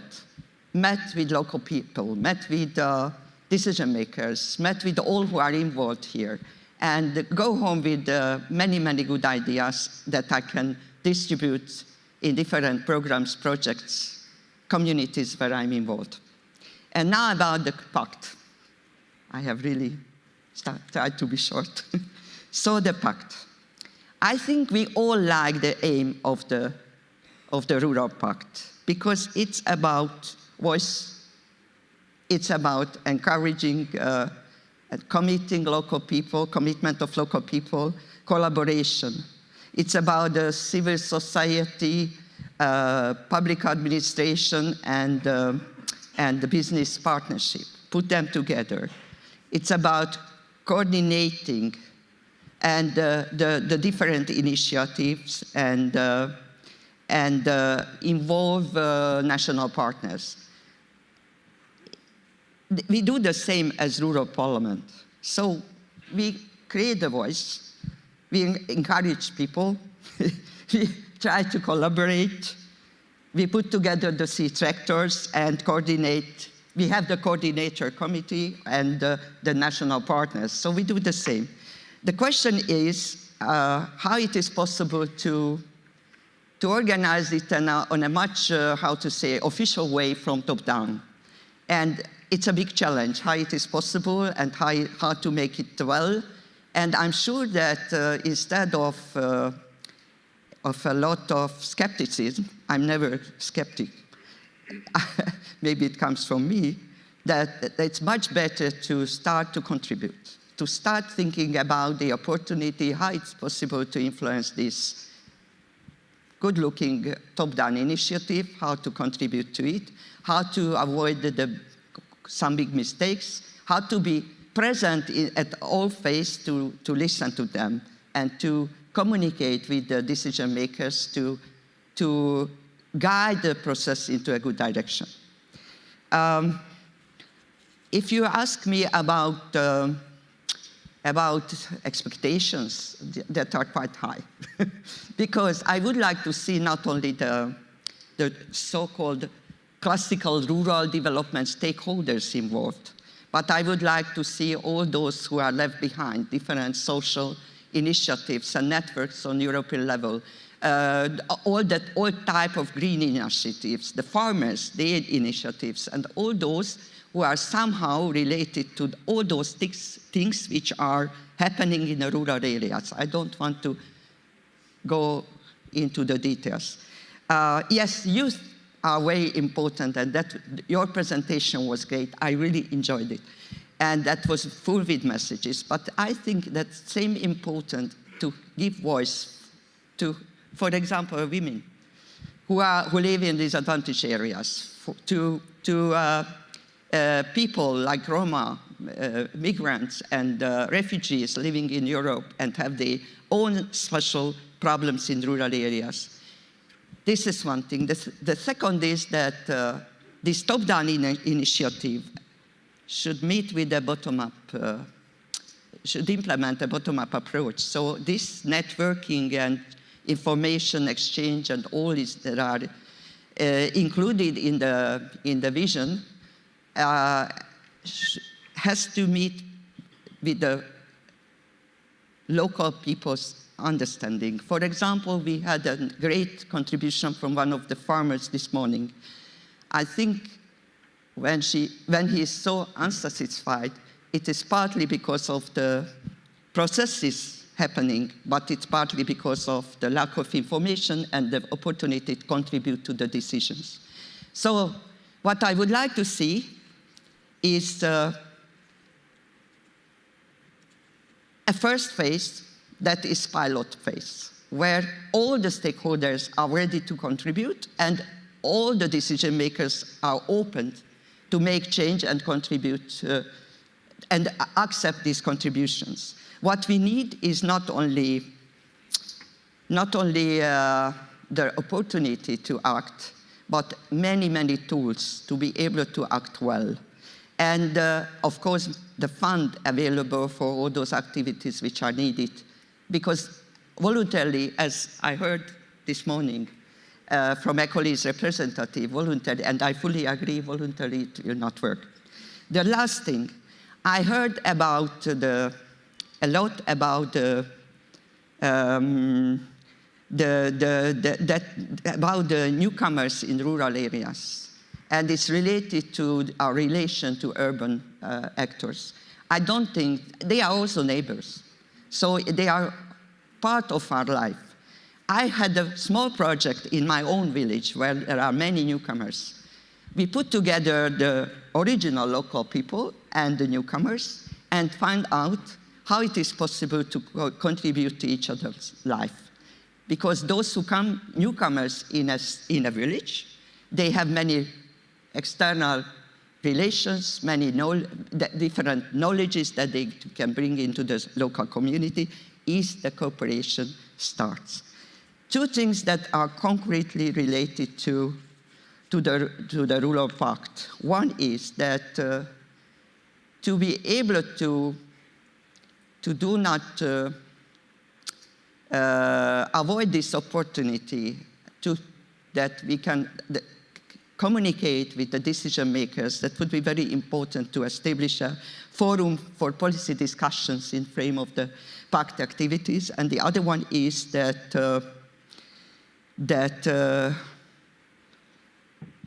we have to go local and collect those ideas and good practices or bad practices which can contribute, which has to be shared through the Pact and that contribute to the future activities and future projects in rural areas.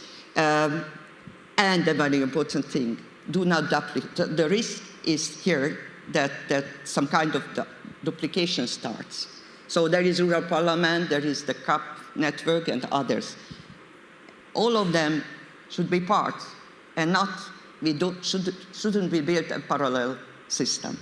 And I have, of course, something from Gandhi that I want to just read because it's better.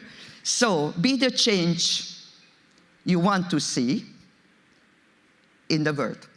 So you are the change before you want to see, you see the change in the world. So maybe we have to start by ourselves to rethink what we think about this pact, what we think about our role in the pact. Thank you. And sorry for leaving now.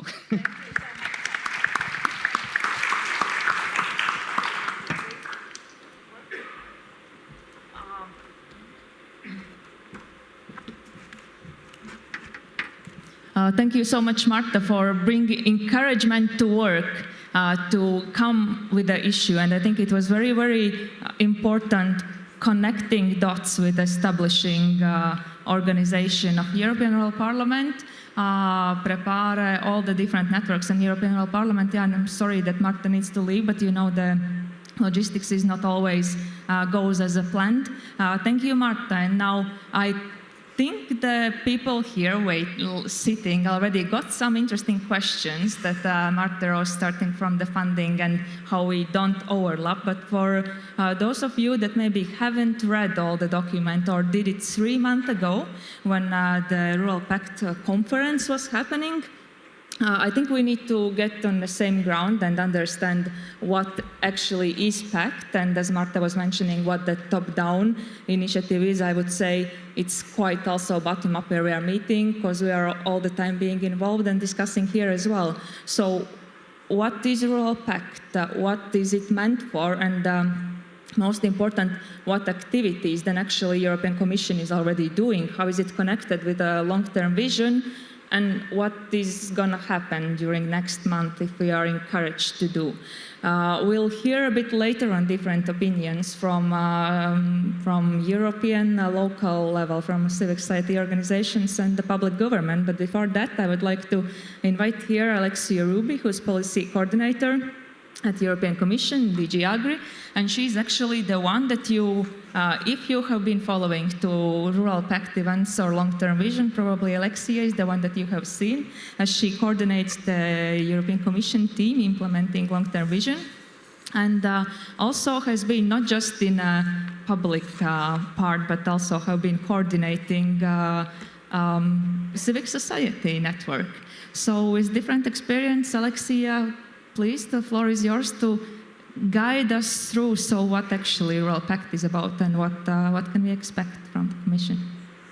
Thank you very much, Anita, and good morning still to all. I'm delighted to be here and to have been here since the beginning of the event. It's been a pleasure and very energizing to hear the debates and your reflections and your hopes and doubts and what you expect also from the actions that we are humbly, I would say, trying to do at the European level to put rural areas on the agenda. The Rural Pact and the Rural Action Plan are the two main avenues to implement the long-term vision for the EU's rural areas. And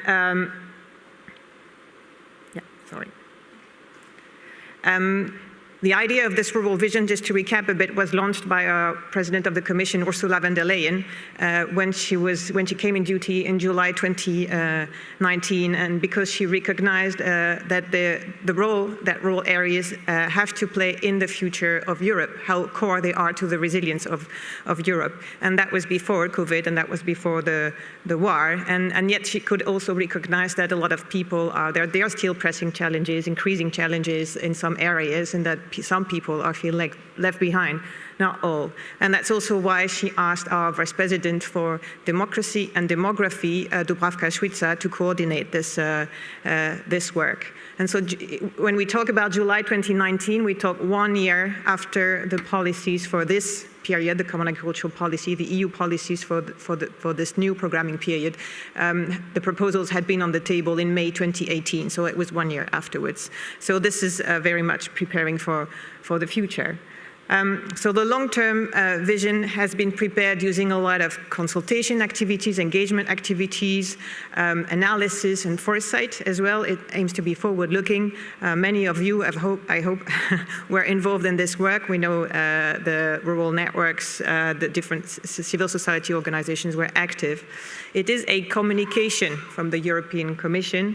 So this means it's a policy initiative that takes stock on the needs and challenges and potential and prepares for future legislative action. It is not a new instrument, it's not a new fund, it does not come with additional funding now at the moment. So it prepares ground for future legislative action, and so for now we have to use the policies and instruments and tools and funding that we have, that have been agreed by the member states and the European Parliament as co-legislators at European level. And rural areas are very diverse. There's no universal recipe, we know that, but yet there is common ground. There are some common challenges, some common opportunities that you can identify and that bring you together as the European Rural Parliament as well. And so what we try to do with this vision is to bring together the common aspirations and common aspirations of how European would like rural areas to be in the future. And so we end up with these 4 blocks: stronger rural areas, so well-equipped to have the power to address their own challenges with good services, access to technical and social innovation. Connected physically and virtually with good internet and transport, so we've mentioned the broadband, Magnus, this morning. Resilient to environmental and climate shocks, we've talked about it a lot as well, but also to social disruptions that can weaken the communities or destroy them. and prosperous rural areas with a diversified economy and sustainable production patterns. So to implement this vision right now that is also unpacked into 10 shared goals. We have two main things, as I was saying. The Rural Action Plan is what the European Commission proposes to do and started already last year. And the Rural Pact is about joining forces with others, and as had been very well said, I think it was yesterday, it's about building a community around this rural vision with all the levels of governance and with stakeholders. So very quickly, I want to talk about the Rural Action Plan because we've been asked a lot. You're asking us to take action, but what are you doing? And so we need more communication on that. So the Rural Action Plan contains 30 actions, 24 thematic actions and 6 horizontal ones. The thematic actions that are here include they are structured around the 4 blocks of the vision, and they include flagships, so these are bigger initiatives or groups of smaller actions, and accompanying actions that are more about one specific thing. And these actions, they involve, and that's what important, many different Commission departments. So as we've said, rural agriculture has a major role to play. It's important maybe to recall that, we've heard this morning, but rural areas are more than that, and so we need to involve all the departments at all the levels of governance on what matters to rural life and organize coordination between them. So that's what we are trying to do with this action plan. I'm not going to read all this, but this is an image of what we have done in the past 14 months. To quote some of these, we have run a thematic group on rural revitalization with the European Network for Rural Development to produce specifications for a future rural revitalization platform. This is a place for collaboration dedicated to municipalities that are facing population losses or economic decline, where we would like to bring together all the resources that come from the different projects, experiences, etc., in one place and accompany really these municipalities to solve their challenges. So we have the specifications, and now we're working on IT development, and we hope to launch the platform very early next year. We have also worked with colleagues in research to produce calls for dedicated rural research and innovation projects for 67 million euros in 21-22, and a new wave of calls will come at the end of this year, early next year. The colleagues in the education department are working on a study to analyze why rural young people are using less Erasmus as a program, have less access to Erasmus, and to try to improve that. Colleagues in charge of mobility have launched the SMARTA 3 initiative to work on rural mobility with municipalities. Colleagues in charge of energy have launched the Rural Energy Community Advisory Hub. You had a pre-event on this on Monday afternoon. The colleagues in charge of the technical assistance are still here. We have a rural digital index that has been published end of August with all the indicators of the European digital policy showing the rural values, etc., etc. So I could go on. There's also a socio-economic plan to bounce back on the intervention of Magdalena this morning with a focus on some rural actions. So this is going on. And we also have horizontal actions that are very important. We run them in constant collaboration between the Agricultural and Rural Department, DG Agri, and DG Regio, and regional policy in charge of cohesion. And 3 of them, the 3 on the left there, are about improving knowledge and data on rural areas and making them available to the public. We have kicked off the Rural Observatory in June, and we hope to be able to show online the first dashboards, so the first rural data dashboards at the end of this year, and that will give everyone access to around 100 indicators. We're also working with the statistics departments to collect more stats, and the member states are collecting the stats and are paying the costs for the collection of statistics. So we need to agree with member states on how to have more granular statistics. The first action is rural proofing. So we've talked about this as well. Rural proofing is about taking a rural lens, a rural perspective to new policy making, new legislative initiatives, new regulation. And so what we have done is that we have updated in November last year the guidelines that all European Commission departments use to develop their initiative. And these new guidelines state that services should systematically explore whether their initiatives are likely to have a territorial impact or not. And if they find that it's likely to have a territorial impact, they should conduct a full territorial impact assessment. So it's not mandatory to assess the territorial impact, but it's part of the guidelines to question this. And we are also implementing software mechanisms, so trying to train colleagues in thinking rural. It's not going to happen overnight. It takes a lot of time, but we are trying also to get all the departments to consider the challenges of rural areas, but also the potential they have and the potential we miss if we don't address these in our policy making. And we're also working on a toolkit on how to use and combine EU funds to support rural projects that will be practitioner-oriented, and that is planned for next year. And finally, the last action, and not the least, is to propose the Rural Pact and to facilitate it. And all of this we want to bring into one online space with all these resources accessible in one Rural Vision website. So now the Rural Pact, which is the object of the panel. I'm getting there, Anita, and I'll try to be quick. And the outcomes of the Rural Pact conference. So as I said, so you've seen we have at the European Commission this action plan which covers everything that we can do at our level. But it's not enough. I mean, a lot of the responsibilities lies in the hands of the other levels of governance, of national levels, in particular, regional, local. Everybody can do and should participate, and also the stakeholders. You've been saying yourself, there's a lot that you can do yourself, and you are doing it. I mean, we've heard a lot about all the extraordinary work that is done already. So the idea of the Rural Pact, as Marta was saying, is to officialize a bit, give a bit more, to build a bottom-up process. Of course, it's proposed from the top, but to build a bottom-up process which links all these this thinking, builds a community around the rural vision, and links all the levels of governance for the first time, all the European institutions for the first time, in a multi-sectoral dimension to go together towards this shared goals. So how we developed it, we've launched a process. So last year in December, we started to say, okay, if we want this to be bottom-up, we first need to build a community around it. So we launched a community in December 2021. We have over 1,000 members who subscribed and say, yes, I want to be part of the discussion on this Rural Pact. And as we, I mean, we had this interaction with the community, but also we built a smaller group because it's hard to brainstorm with 1,000 people directly. So we built a small group in which the representatives of the European Rural Parliament were included to reflect on what the Rural Pact could be.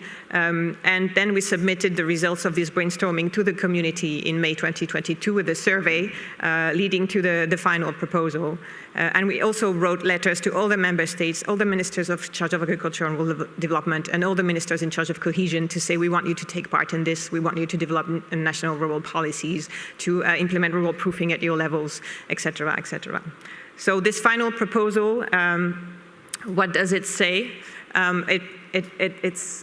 It's built around three objectives. The first one is to amplify rural voices and put them higher on the political agenda. You will see that as an icon I've chosen an ear rather than an amplifier, just to say it's also about improving the listening. Networking, nurturing networking, collaboration, and mutual learning, because there's a lot we can learn from others, and it's being done in a lot of contexts already. This is one, but there are others, and it would be good to connect them. And encouraging and monitoring action for the shared goals, as this is the main also principle.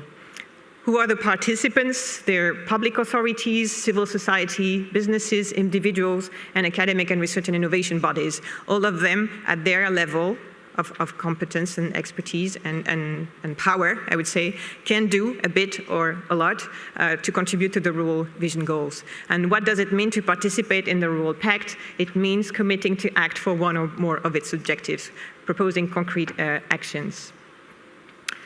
So we assembled 475 people on site in Brussels to discuss these. There were 20 sessions in total, a lot of participatory sessions. All the material is available online, people coming from all different levels. And what we have done at that conference is put rural areas on the top of the agenda for 2 days, organize a lot of networking. There were a lot of exchanges. People said the sessions generated ideas for actions, and we had the first series of commitments to the Rural Pact, and the Rural Pact proposal was endorsed. But of course, a lot still needs to be defined. So if you read the proposal, you will see that not everything is set in stone or defined in the details. So there's room for discussion, and the ERP was part of the moments to further discuss this.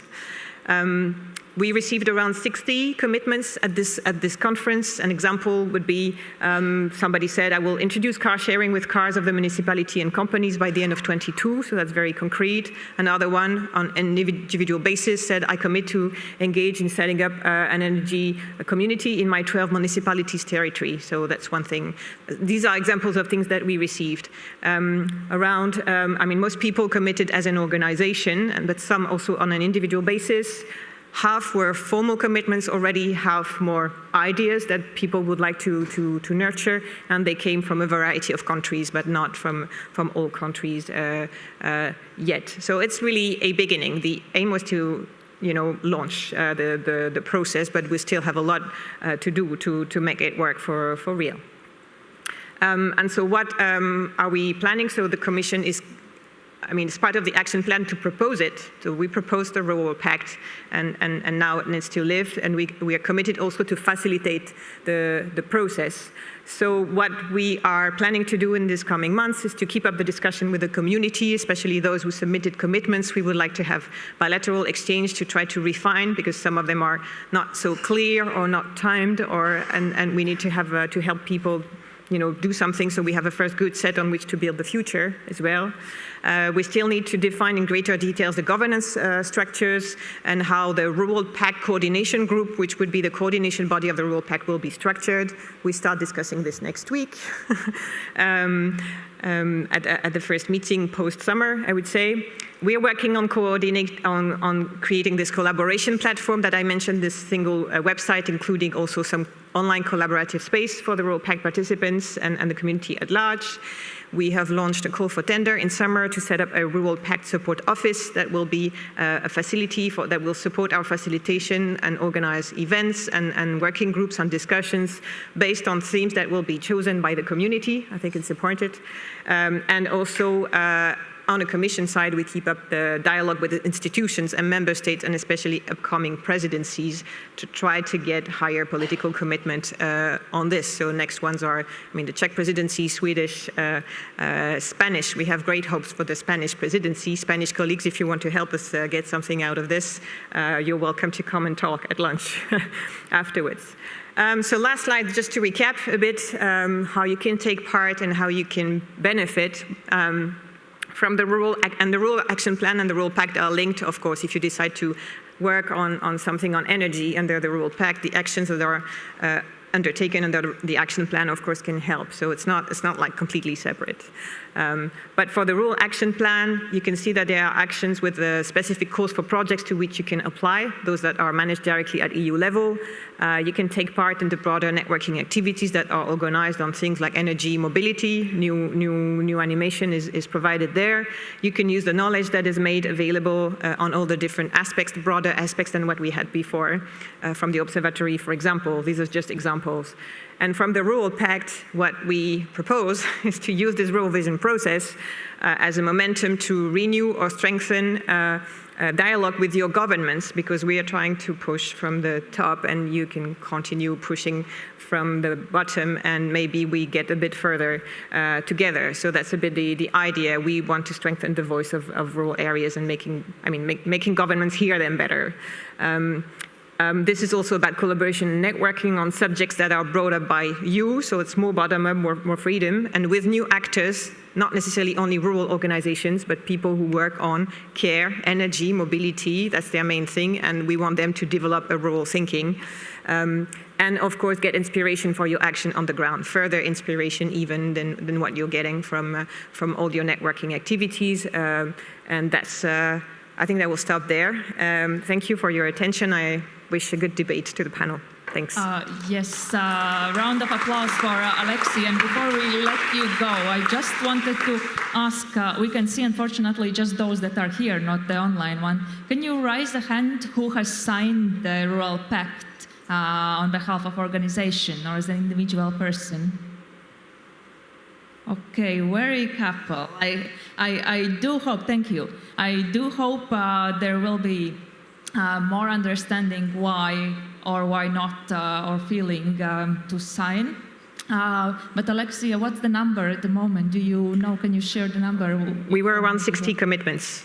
But yeah, again, some more substantial than others. And so midsummer, we wrote to everybody saying it was a bit in haste at the Rural Pact conference. So you're encouraged to update your fiche. And the deadline was early September. And now we're looking at the new version. And the idea is that we interact bilaterally to try to make sure every commitment is substantial and we can work on it and publish them afterwards as well. Okay, thank you. And can I ask Pavel on a way to give a little greeting from Poland? Thank you so much. And I hope for all of you here, it gave understanding and answer what Commission is doing. I hear that question a lot. I hope all those slides, and I saw some of you were taking picture of every slide, no worries. I think the presentations are already available in a website of erp2022.eu. If not yet, then they will be. The same as also the document, and all the following documents we will touch upon in this discussion. And that you don't get worried. We heard from Alexei something said that not additional funding for now. And all the activities happening, and top-down meeting bottom-up, and we let the European Commission representative go, no worries. We have another one here on a stage.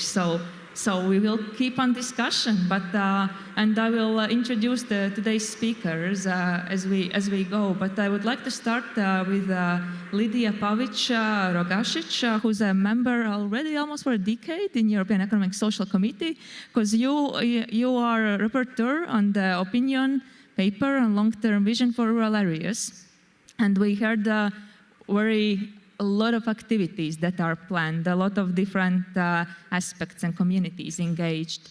Can you tell also, as with your experience locally in Croatia, working with non-governmental organizations, and I know that you are in a bit less than a month organizing national event on the long-term vision and the Rural Pact. Can you just simply elaborate from your viewpoint as the representative of the European Economic Social Committee and activist on the ground, why do you see that we need this pact? How do you see for yourself? So what could be the added value? Yes, thank you very much. Is it working? Yes.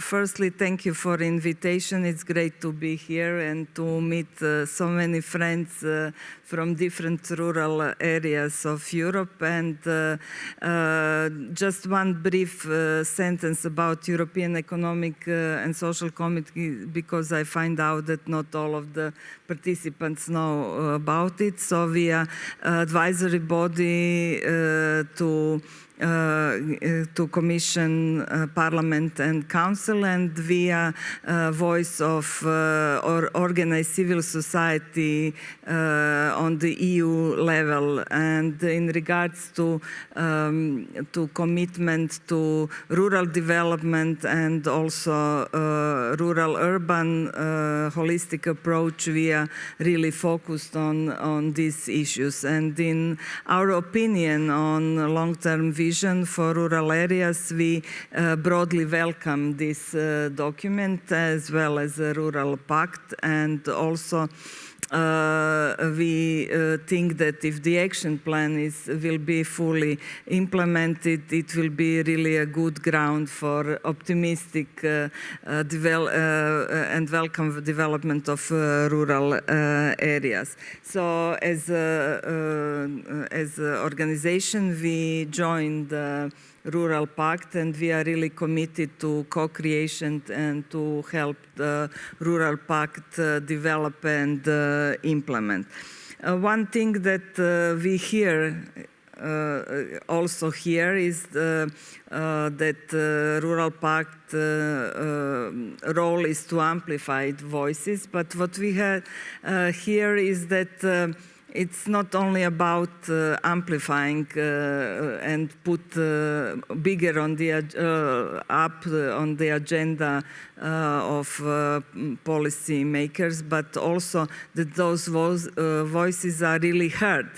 So it's not just about participation, it's about being heard and listen what rural people have to say and apply that in the policies. And in regards to local level, I think not many people in rural areas are still yet informed about vision, about the Rural Pact and how they can participate. So I think this animation, information events are really needed. And I saw that the letters are sent to the ministries. I think ministries and other bodies and member states should be also really involved. That's why I think it's important to organize events like you mentioned that we shall have in Croatia. And just last sentence,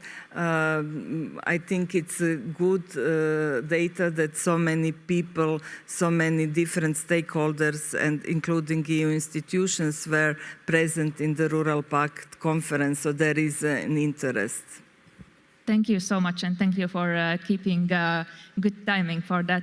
I want to stay in Brussels a bit more, as the Economic Social Committee as well is based there, and we heard really good activities and also the goals. But as we have the honor having with us today also Mario Milocho, who's the director of the DG Agri, and we heard the facts, and we are all the time, I think, in civic society referring to European Commission and saying, how is it happening? And our, I think, best friend is DG Agri. We always are working with you, and we're appreciating all the work, and then we always refer to the European Commission, and we say, okay, how it's, what are you doing? We heard what has happened. So how is the involvement and how you see, it's a lot of work, I believe, for you as well. As Lydia was mentioning, in Brussels, we heard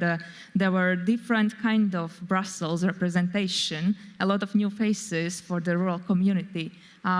Why do you see it's needed? So what is the added value? Because for you, we see that it's more and more engaging new portals also in halls of Brussels. So what would be your answer why European Commission needs the Rural Pact?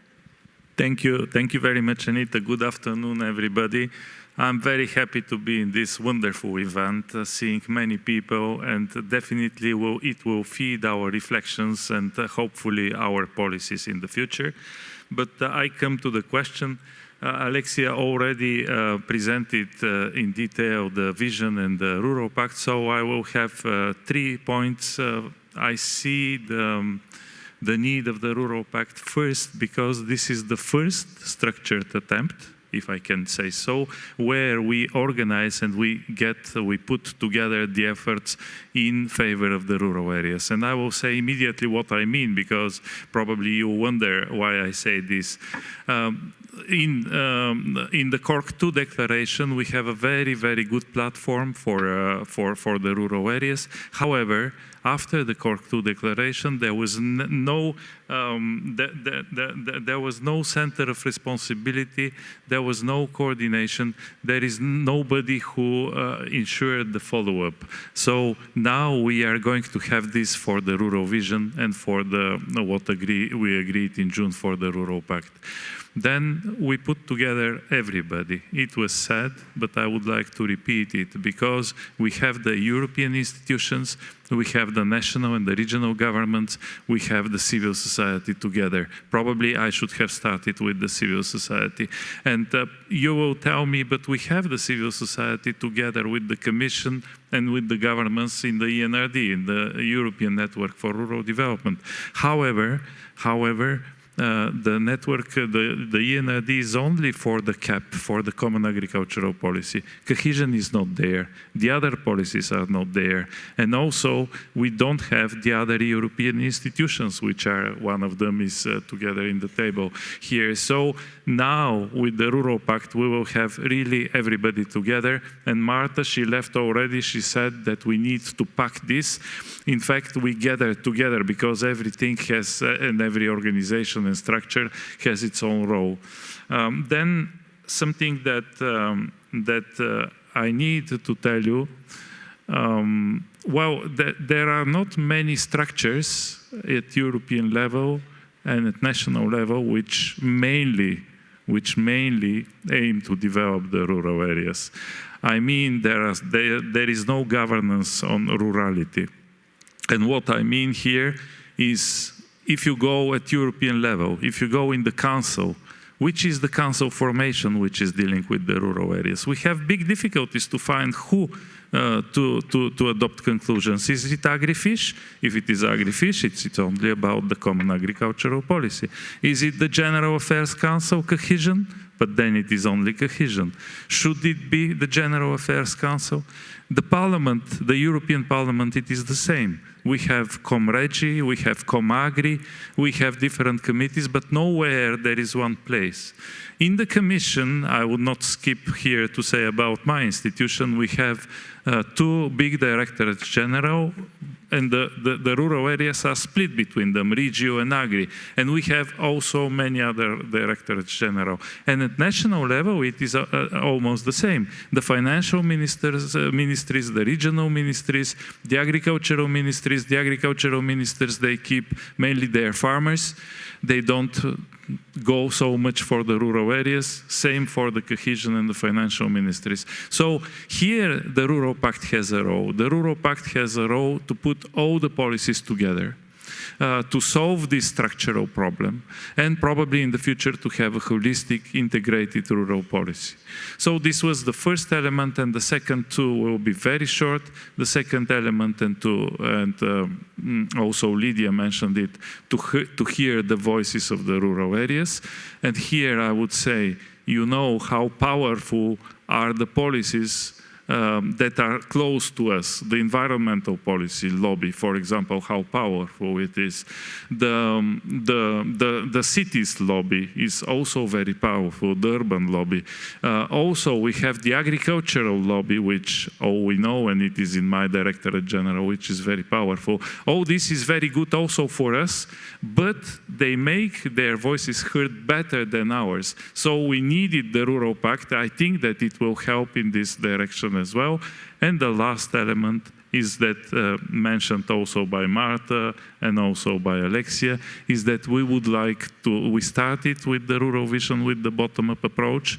This is a novelty, relative novelty in the European Union, and we would like to keep it in the years to come, because the vision is until 2040. Hopefully the pact will exist until 2040, and we would like to keep this bottom-up approach. That's why we need the Rural Pact. So this is Anita from my perspective. Thank you. Thank you. Thank you so much.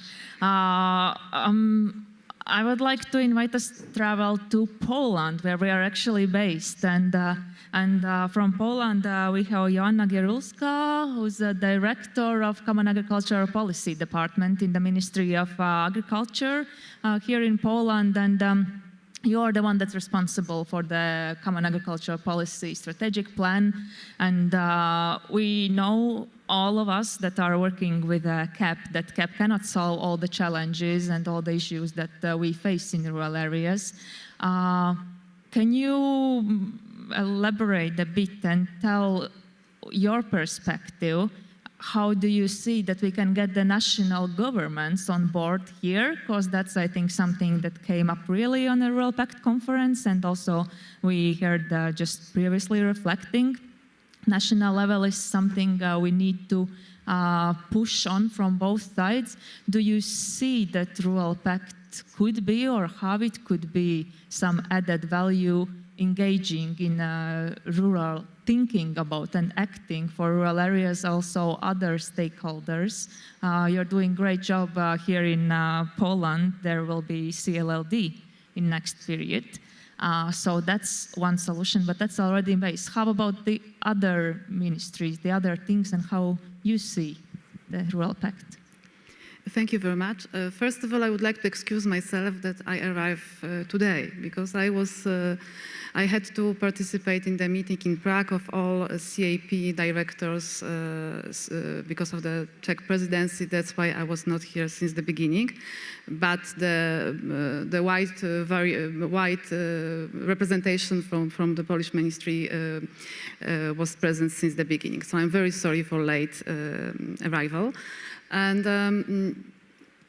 well, honestly, Mario said a lot of things I wanted to say, but he was the first one. So it's going to be a little bit more difficult for me to give you some maybe new or innovative points of view. But for sure, Rural Pact is a platform which supposed to make rural areas seen as a issue which has to be addressed by different stakeholders. And I think that this is the most important role of the Rural Pact, to say that it's not a CAP strategic plan and it's not CAP policy which is responsible for rural development and rural areas, because it's not the case. So the most important role is to gather all those opinions, but important is to keep this bottom-up approach, because it started very well, but the crucial thing is to keep this local activity and local engagement till the end of the whole process, because I'm sure that European level and national level will involve, because this is for us quite common situation that we have different platforms, different possibilities to cooperate. So it's very important that local actors were actually asked what they think, and they are supposed to be the main actor in this process. So I find that this is the huge added value of the pact. And another thing is that because of this action plan, which shows the quite very concrete actions to be taken in the nearest future, make the whole process and this long-term vision more operational, which I think is also very important. We should have some deadlines, some milestones to be reached, to proceed and to speed up the discussion, and then the result, which in my opinion should be a concrete actions for all levels involved in the whole process. Last but not, and what you said about the Commission is also the case at the national level. So we also have to learn to work together and to start think not sectoral but more holistic way. And of course, as you said, in Poland we have a good experience concerning multi-fund approach in Poland, because we had it already in 2014-2020, and we now have, instead of 2, we have 10 regions who decided to involve, and I think that this is a very good way, a very good mechanism to actually have the discussion over the sectoral approaches, and to show that it's possible to have one holistic approach to rural development, and really looking forward for the future in this issue. Thank you very much. Thank you for now. We'll come back to that, because I think you were both mentioning the timeline and some coordination and monitoring group that we come back to, and I think that's something for us to take in the next session. We'll talk about, we'll present, and the presidents of 3 co-initiators will sign the declaration, and we'll tell about the action plan and something. So that's really, really important point in my eyes as well. But when we go to the local level, the local government, the municipality, is something that's closest to us from the public sector, and usually municipalities are the ones that have quite clear timeline, funding, action, and here I would like to ask for opinion for Thibault Guignard, who's mayor, firstly, also a member of the Committee of Regions and the president of Leader France, so having different different roles, but mostly mayor. And so municipality has strategy and clear budget. Also, you are one of the few countries in Europe. In France, you have also rural agenda, which is also with a clear, what was it, 140 and something, as we were yesterday discussing, clear goals from the national budget. So do you see that rural pact for you as a mayor, for your territory and in France can bring something different than the already existing mechanisms and things are in place? Thibault. Thank you, Anita. First of all, excuse me because my English is not fluent, so I need a written intervention, but I will improve my English in the coming month. I'm delighted to be able to speak both member of European Committee of the Region and as mayor. As the past president of the European Committee of the Region, Apostolos Tsikikostas and Derlinde, local leader politician welcomes the proposal to establish a rural pact and action plan. I totally agree with that. I'm myself a local leader as mayor of a small town of 4,200 inhabitants. And I think rural municipalities like mine run projects on a daily basis in all areas in order to maintain and attract new populations, whether in terms of services to the public, in terms of ecological, social, cultural transition for both young and old people. To be able to respond to these needs, it's essential that rural municipalities be supported by the region, but also by the state and the European Union. However, in France, as in all the member states, rural municipalities experience difficulties in mobilizing European funds. In France, since 2019, the government has implemented a rural agenda, which is a strategic vision of French policies of rural territories. To draw up this action plan, the ministers asked 5 elected officials from various organizations of rural areas to consult all the stakeholders in rural areas, elected officials, associations, economic and social players, qualified personalities, state service. They formulate proposals to feed the rural agenda of the government. More than 200 measures are included in this rural agenda on various subjects. The revitalization of town centers, ecological transition, services to the public. Most of these measures already existed, in fact, but with the rural agenda, they have been financially reinforced and more adapted towards rurality with quantified objectives. These measures support rural municipalities. For example, my municipality committed to the Small Town of Tomorrow system. Small Town of Tomorrow is an action program to revitalize 1,600 small French towns.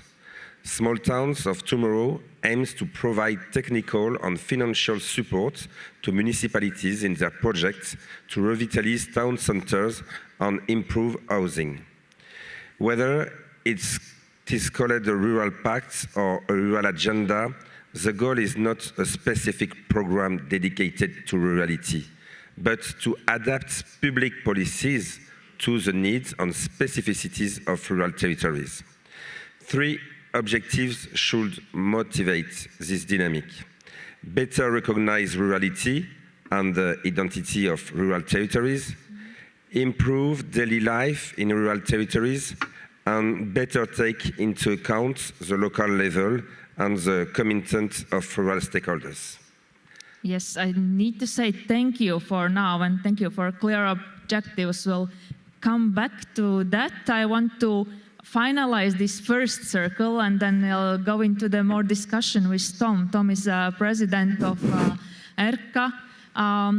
also have been involved in a lot of European policy processes and has a wide experience. And Erka has a paper on the Rural Pact stating for the more relying more on existing partnerships and existing structures, and also putting some maybe critique on the transparency on the observatories and other aspects. What is Erka's and what is yours experts' view, and being involved in European Rural Parliament, how do you see the role of Rural Pact for the civic society? Okay, Anita, thank you very much for that. All of us need a vision in our lives. Perhaps at my age, a vision for 2040 is a bit over-ambitious. But if you don't have an ambition to aim for, when things get rough, it's much more difficult. And therefore, as ERCA and other civil society organizations, we all welcome the Commission's initiative in having a long-term vision. Obviously, this was written before the pandemic and before the war in Ukraine, so it may need some updating, but certainly having a vision, you need to buy into all parts of it. So you can't just pick and choose what suits your organization. If you deliver a vision, everybody has to work together. And to me, therefore, the pact, and many organizations have, in response to the early work in progress that the pact still is, I think, have said, well, we're doing a lot of this already. But to me, the whole word meaning of pact is cooperation and partnership. These are old words which we use. We are better together. We can achieve more when we work in partnership. And therefore, to me, the pact should be something which obviously is led by the Commission, because it's their document initially that's come out, but it enables all of us to work together. And obviously the conversations that we've been having during the last 12 months on improving participative democracy needs a long way to go again. There's more that we can do to include the silent voices within our communities in decision-making. And the pact, therefore, from a European level to the national, to the local level, means that we all have to ask ourselves, are we fully inclusive when we formulate our policies, when we discuss within our geographical area, within our area of interest, is everybody in our community involved? And obviously the pandemic has thrown up some changes. We heard this morning from our Swedish colleague that obviously people are moving back into rural areas in larger numbers, so the pace of change has accelerated, and we need to be able to understand how to do dispute resolution, because there will be some conflicts of interest within our rural communities, and we need to manage that. And the pact, therefore, at a local level is about managing different ambitions within the same spatial area. I say that it's work in progress. In one sense, we would have liked to have had a blueprint. This is the pact. But the Commission, I think, on the other hand, has said, we want you to actually help us design the pact. And in that sense, we will have to continue to do that. And that's why, through ERCA and one of my colleagues, Ben, here, we're looking at village pacts to see whether between villages, within villages, actually having a formal form of cooperation is something more sustainable than an ad hoc agreement to do one project jointly. So we have to demonstrate that there is value, there is added value in having a pact of any sort. And it has to have accountability, but it has to have the resources through the new multi-annual frameworks for at least the next 10 years to enable key players within and between communities to prompt action. To me, I would have called for a rural-urban pact. I would have gone a bit further to say nowadays we all share ownership and interest in rural areas, whether we're urban or rural citizens. And in that sense, this pact is about a better understanding between urban and rural citizens about their rights and responsibilities. And I would like to see a charter of European rural and urban rights and responsibilities. We heard about rights yesterday in one of the sessions. we need to make certain that every citizen, as they go through school and into life, understand how the complexity of the environment and agriculture and all land use is important to every citizen wherever they live. So as far as I'm concerned, this should be and will be hopefully eventually a rural-urban pact which we can all support. Thank you, and thank you for giving already towards solutions. But what you mentioned before this last thought about the resources that are needed, not just for the Village Pact for all, that's one of the thoughts I have heard around these days here, and also in conference, Rural Pact conference in June, about the lack of human and financial resources to really implement all the actions are planned to the Rural Pact. And even though this is last session and maybe we would need to be more, you know, just positive and talking, I still want to address the criticism that has been. And besides the lack of resources, it's also, some said, the moving responsibilities from the Commission and public side towards the civic society. And I think Alexia gave part of the answer, really listing the different activities, what already has happened and throughout the summer, but still, how about the responsibility and decision making and real action plan? And the fourth thing that was really often said by the organizations and the grassroots were the lack of political will in the national level. The voices that are maybe asked and listened, but they are not taken in account. So I won't call you one by one anymore. So feel free to jump in if you see that some of you are reflecting on a similar issue. But I would like to start with Joanna. Because the national level is something we seem to thinking, how can we trigger something happening? We know the decisions about the funds at the moment are here. We already, in a couple months, actually, we already started discussing about new period, new EU period, but then as Thibault gave, there is a good example, a French agenda that also uses national funds. So what would you answer to that critique? Do you see any highlight, any answer to that, how we could say, maybe it may work if we do like that? Thank you very much. In all criticism, you always have a grain of truth.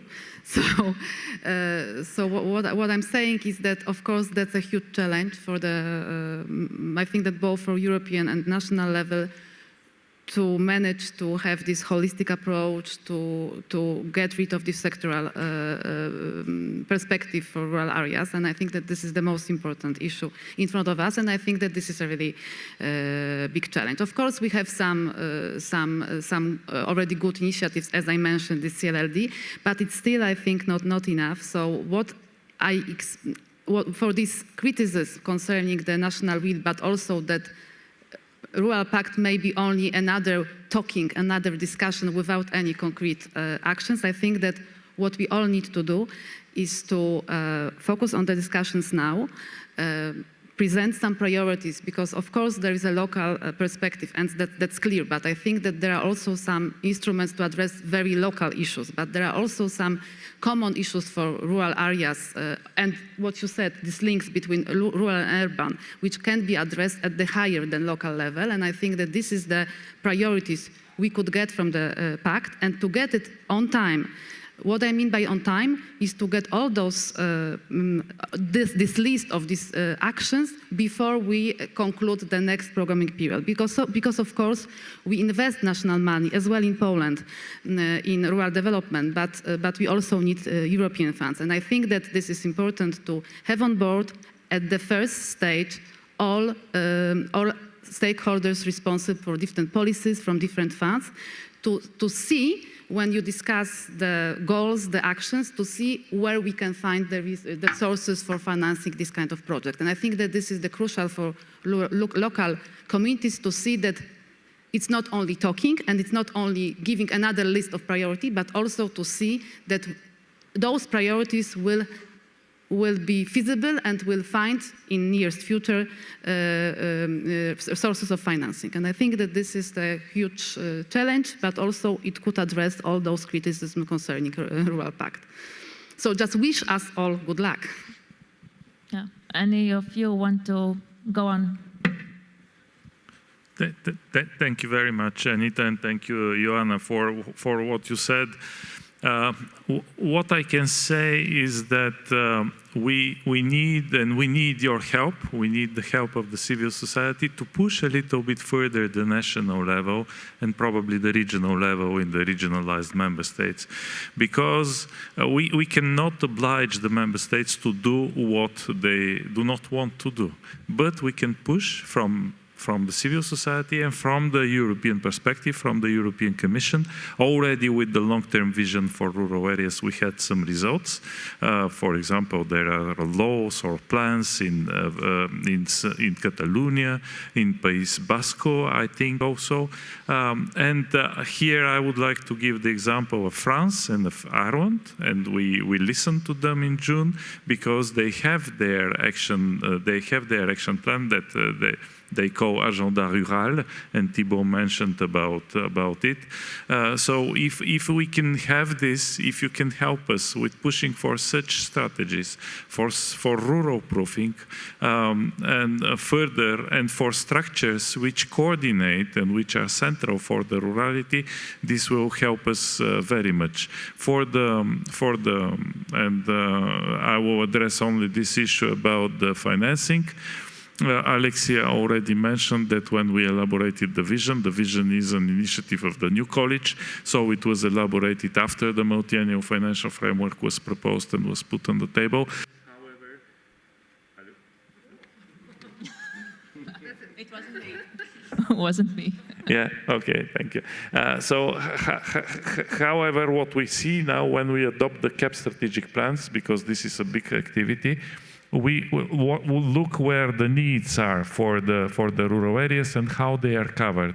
They might not be covered by the common agricultural policy, but at least we need in the plan to have the information which policy and in which way they are covered. And we are going to make an internal stock-taking exercise at the beginning of next year, what we have in the operational program for the cohesion policy and in the CAP plans for the rural areas, with an idea that this might feed the report that we have promised in 2024, and which Tom for sure will help us in the future. So I stop here. I can say for the other things also, but let the other colleagues also speak. Thanks. Yeah, Tom. Just on a light note, really. I said it's work in progress, and Mario has invited us to actually help in the development of the pact. You'll all remember the mythical story about the king without clothes, but out of deference, everybody said the king looks wonderful. And I suppose that there's a bit of that as well here. We can't quite see yet what the pact looks like completely, but we obviously have to say, and we have to support the concept because it's in the vision. I think the important thing is to say, there's a platform to be established. And the example of the Smart Village project, where there were examples, there was some piloting work done, all that is something we will need with the pact as well. We need to be able to see in good time that somebody has started something somewhere, so we are looking to national governments to take the lead, somebody to pilot a project on the pact, so we can then look on the platform, we can add to the platform our own impressions. So the sooner that is up and running, I think the better we will have this idea of what the pact is all about. Yeah, thank you. Thank you. As I mentioned, the Rural Pact is the first victory for rural municipalities and rural territories, provided that behind the attention there must be actions, measures and financial means. Rural municipalities need, for example, human resources to develop projects. To have this engineering, we need financial means, exactly as for the LEADER program. Why LEADER is a success today? It's because the fact that leaders make it possible to finance 2 positions in the territories. The Rural Pact should make it possible to bring visibility to European policies for rural territories. And I think if European rural communities speak with one voice, I'm convinced that we will be able to formalize these pacts. This must be the ambition and the role of the European Rural Parliaments, of our European Rural Parliaments. Thank you. Yeah, Lydia, and maybe you can also, the criticism or the a bit scare that maybe the responsibilities are moved different directions. Can you also elaborate on that?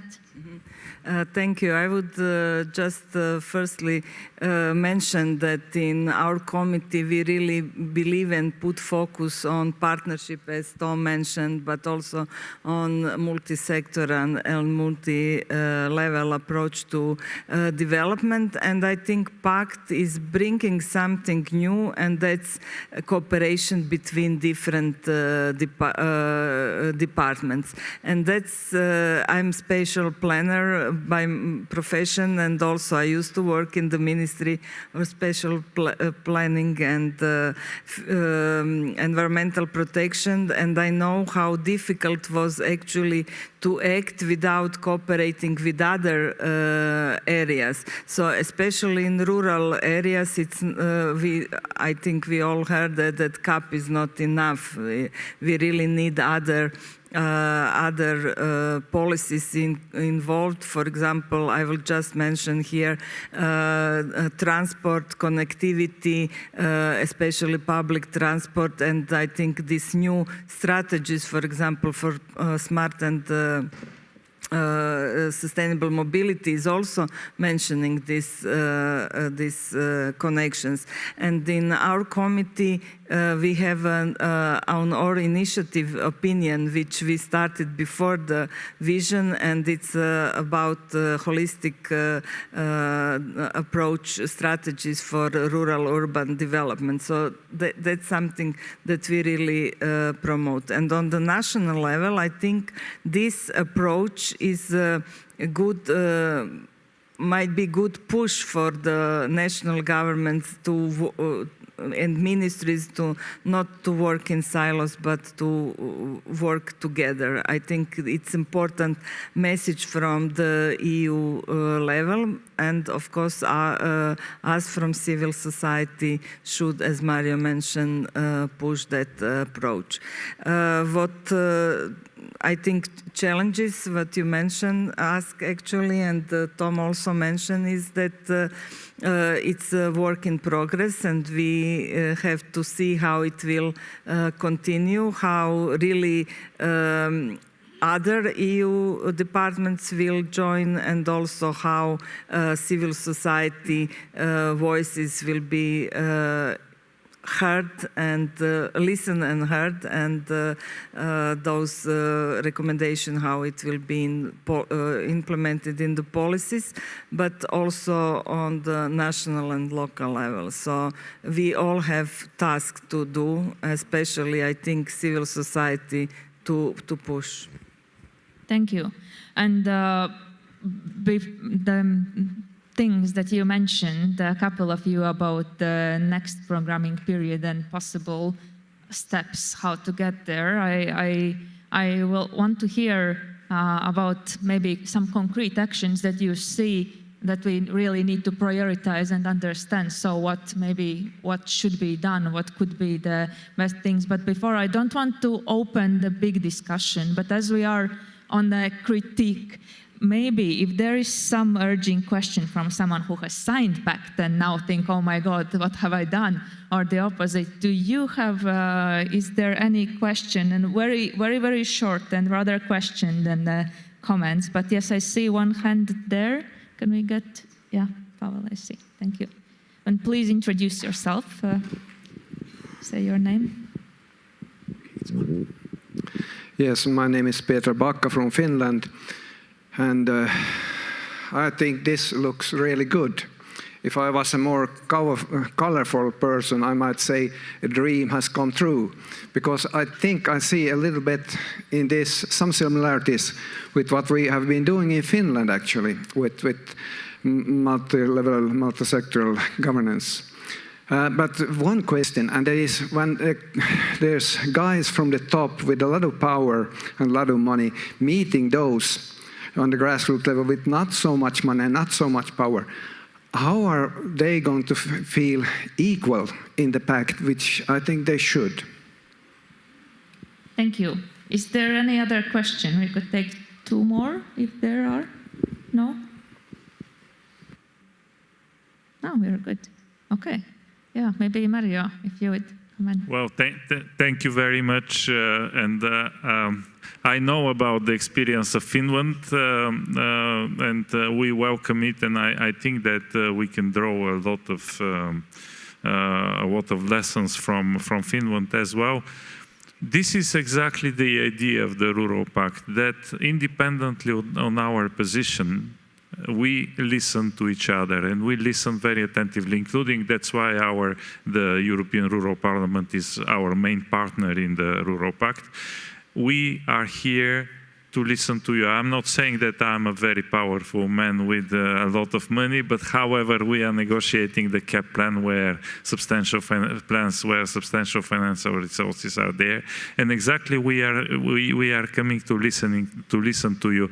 And this was, I mentioned, the bottom-up approach of the elaboration of the rural vision, and we intend to continue like this, listening, drawing lessons, and being accountable. As Tom said, you can ask us questions. I propose this, why it is not taken on board, and we can explain if it is not taken on board or if it was taken on board differently. So this accountability also is part of the Rural Pact. I don't know whether this is exactly the question, but be sure that we are absolutely normal people. The fact that our job makes us linked to this big money, it does not make us different. We can have coffee, wine, beer together, discuss, and I'm most happy to have this possibility here in the European Rural Parliament. So thank you very much. Probably my colleagues will say also something. Yes, if I can, I think it's the biggest challenge, because I think the idea is really good, and I think we all stood behind it, and that's why Economic and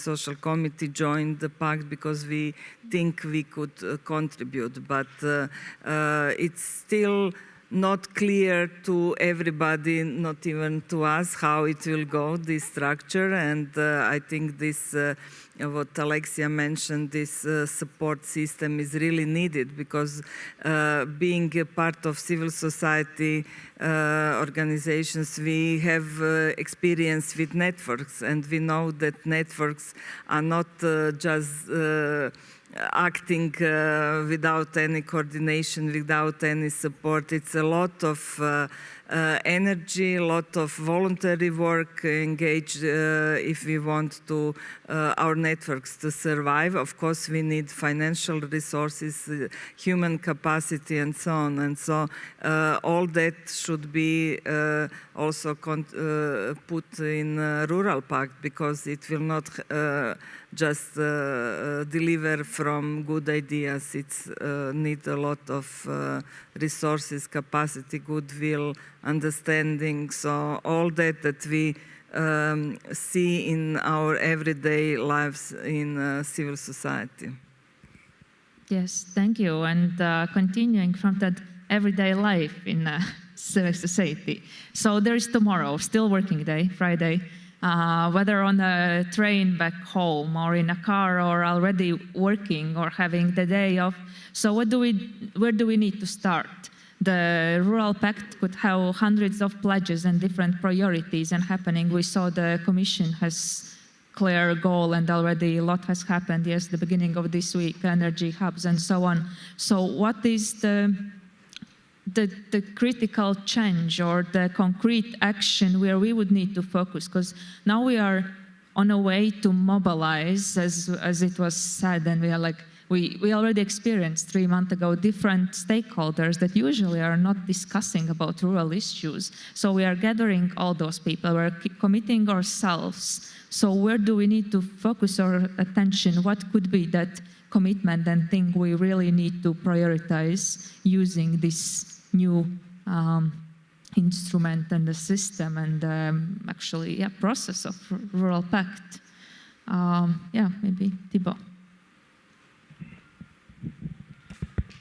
I think the Rural Pact must now remain at the simple stage of good intentions, but must be concrete and pragmatic. And so we don't create an empty shell. The aim is not to be a specific program dedicated in rurality, but to adapt public policies to the needs and specificity of rural territories. We need to ruralizing all the European policies. And the Cork Declaration summarizes the foundation of what could be, in a few years, an integrated rural policy, and the leader model is still relevant today. It's essential not only to trust local actors, but above all to give them financial means. This is where I think the leader spirit must animate the work in future European rural agenda. Thank you. And we are happy to have friends on the board, because I think for a lot of us hearing yesterday's discussion, one of the things within the communities for both the national and the grassroots level to hear the experience of friends in rural agenda and see how we can come. So thanks for that. Joanna. Well, I think that the biggest challenge now is to, as you said, this effective communication that it's actually taking place, this kind of discussion taking place, and we all are important participants of this discussion, and that's, I think, a challenge, because it requires different methods to communicate with different stakeholders. And the other challenge I can see, at least in Poland, is that we really have to have on board all policies, just from the beginning, because if it's not the case, we will stuck to this rural thinking and sectoral thinking, and we will not have this the change we all expect, I think. So that's also a huge challenge for administration as well. And I guess that maybe this was a good push from the European level to push this discussion at the local level to make this bottom-up initiative. Well, I'm actually the one who is very familiar with bottom-up approach, because I used to work a lot with leaders. So I also hope that leader can give example for this kind of approach, because this is the place where you already have local discussion, you already have the approach which is more holistic than sectoral.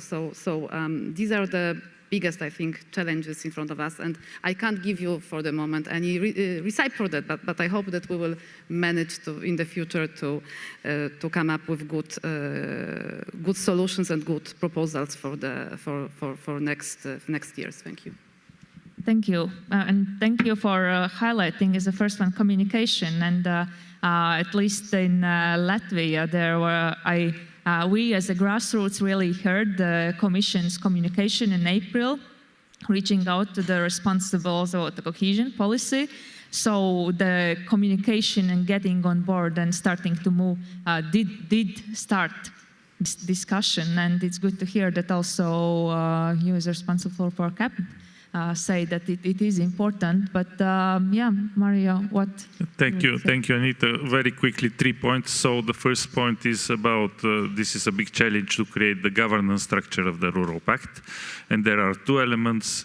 We heard from you that it should be independent from the Commission. We are doing our best to see how to organize this, and then how to organize the coordination group in a manner that I come back to your question, that this bottom-up approach is there, because periodically we are going to have big conferences as in June, let's say every 2 years, and in the between there will be events where we are going to be accountable. But in the meantime, we should also work with this coordination group. So this is the first challenge. The second big challenge that we have is to involve the national level.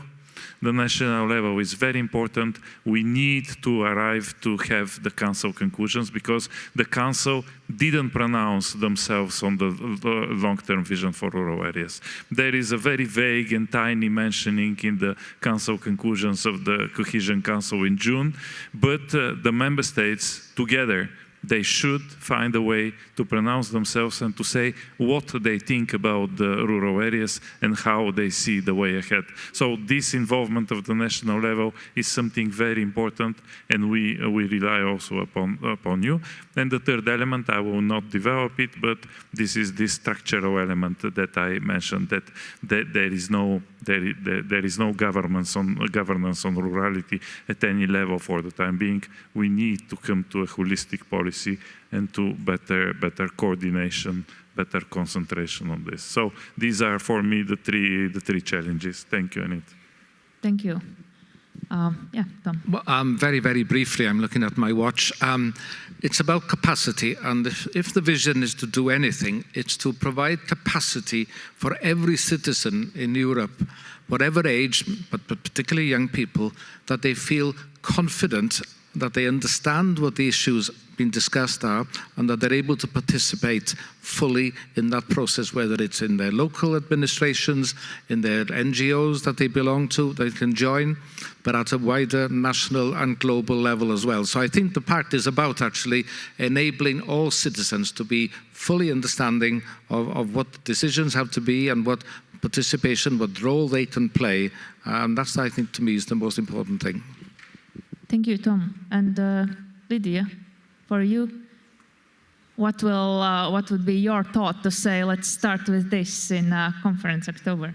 Well, I think the information is really needed, because everybody has to be informed on possibilities, and the role of national ministry, I would say, not just ministry, is really important. And I agree with Tom that building capacity for participatory democracy is really needed. I know that the Commission is doing that on that side together with Joint Research Center, but it's one initiative. We need a lot of such initiatives, and civil society organizations are really doing that on a local and national level, and but they need also more support, because it's continuous work. It's not just project work. It should be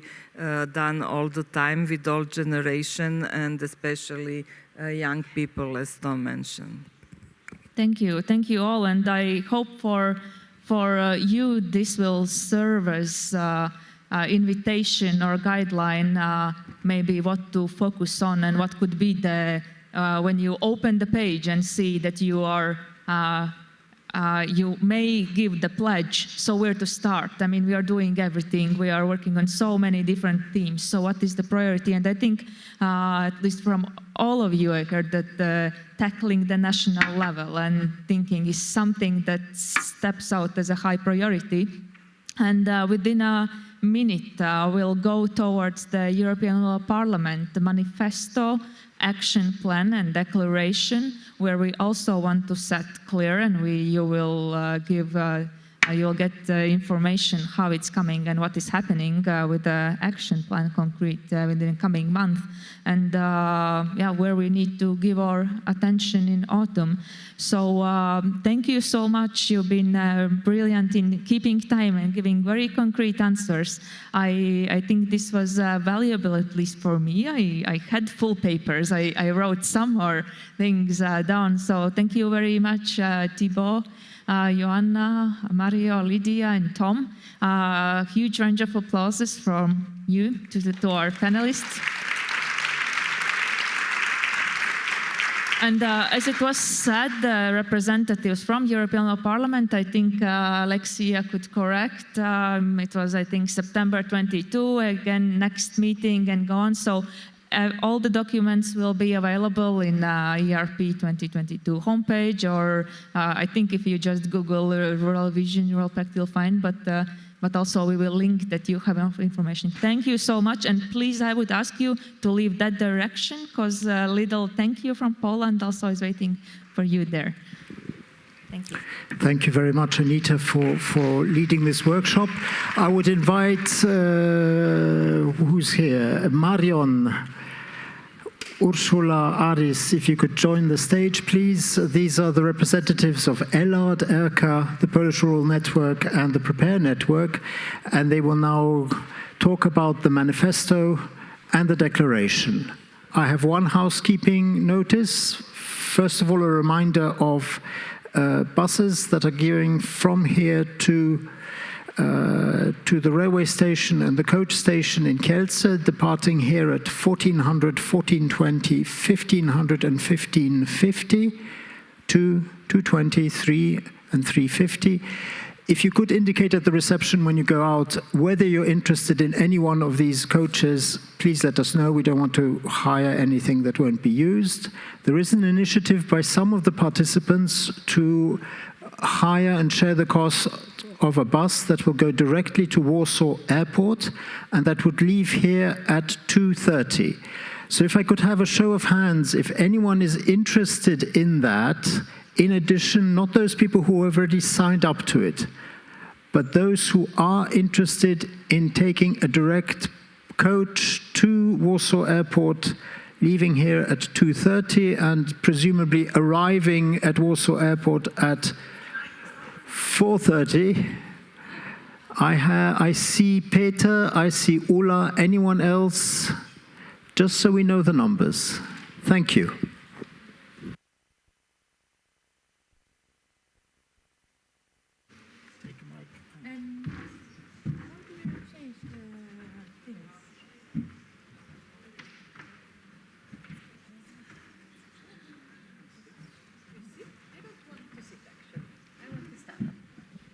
Hello. Yes.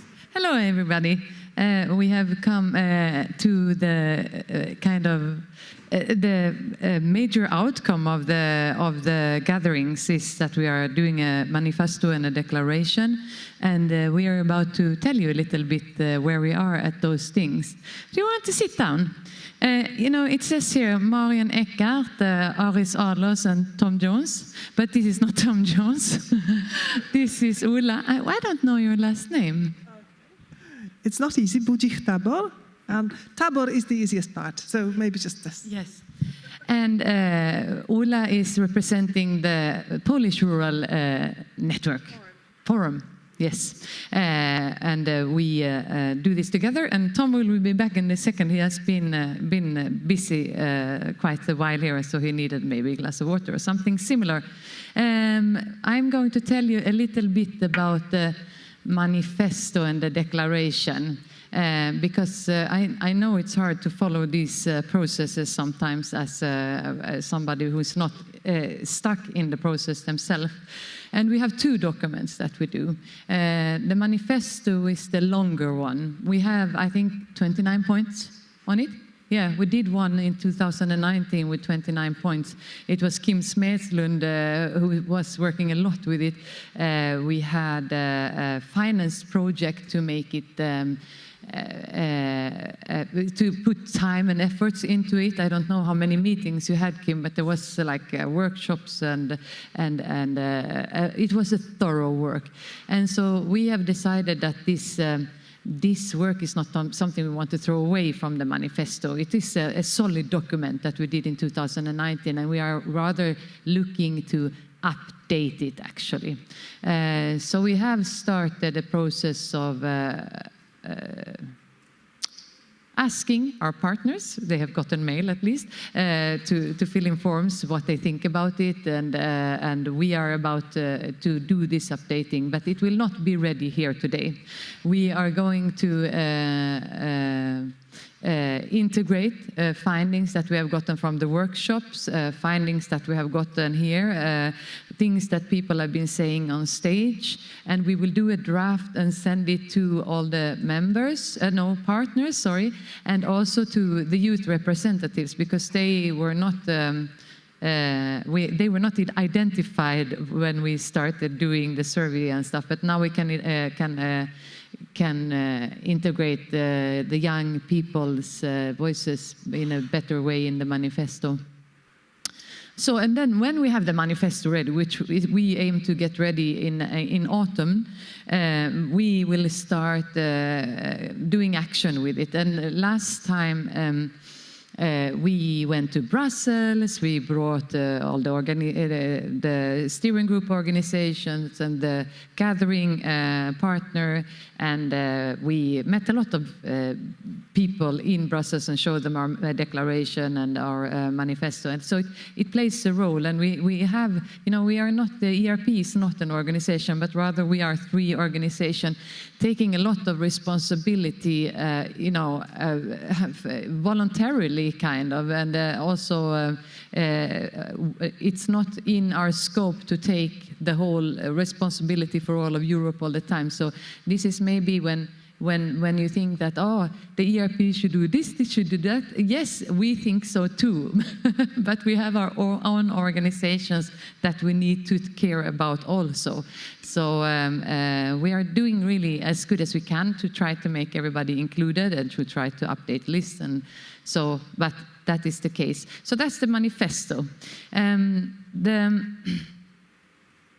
declaration, on the other hand, this is a little shorter document, and it is, we try to keep it on 1 page. You can find it already on the webpage from the ERP, and you can find it also, I think there are some QR codes on the doors where you can go directly to the declaration. It is something that is shorter, I said that, yeah, and it is more affected by the times we are in because it is more changeable. It is ready, as I said, and we have been working on it at the same way that we have done with the manifesto. We have had a survey out to our partners. We have tried to integrate those things that has come back from the partners into this declaration.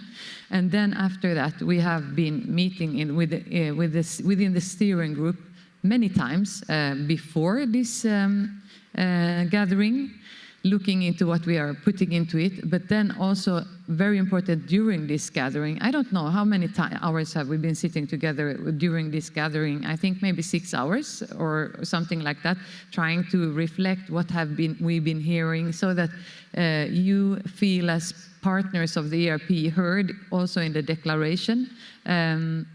But we need something that is ready now for us to sign. So this is why this is a quicker process, but still we have really been trying. And I think it's good. And we will use it also with the manifesto together with the policy work. And here it is. If you haven't already opened the web page, we are going to go through it here, because we think it's important that you know what we are going to sign. Now I'm going to let you, Ari, start, because I'm getting tired from speaking.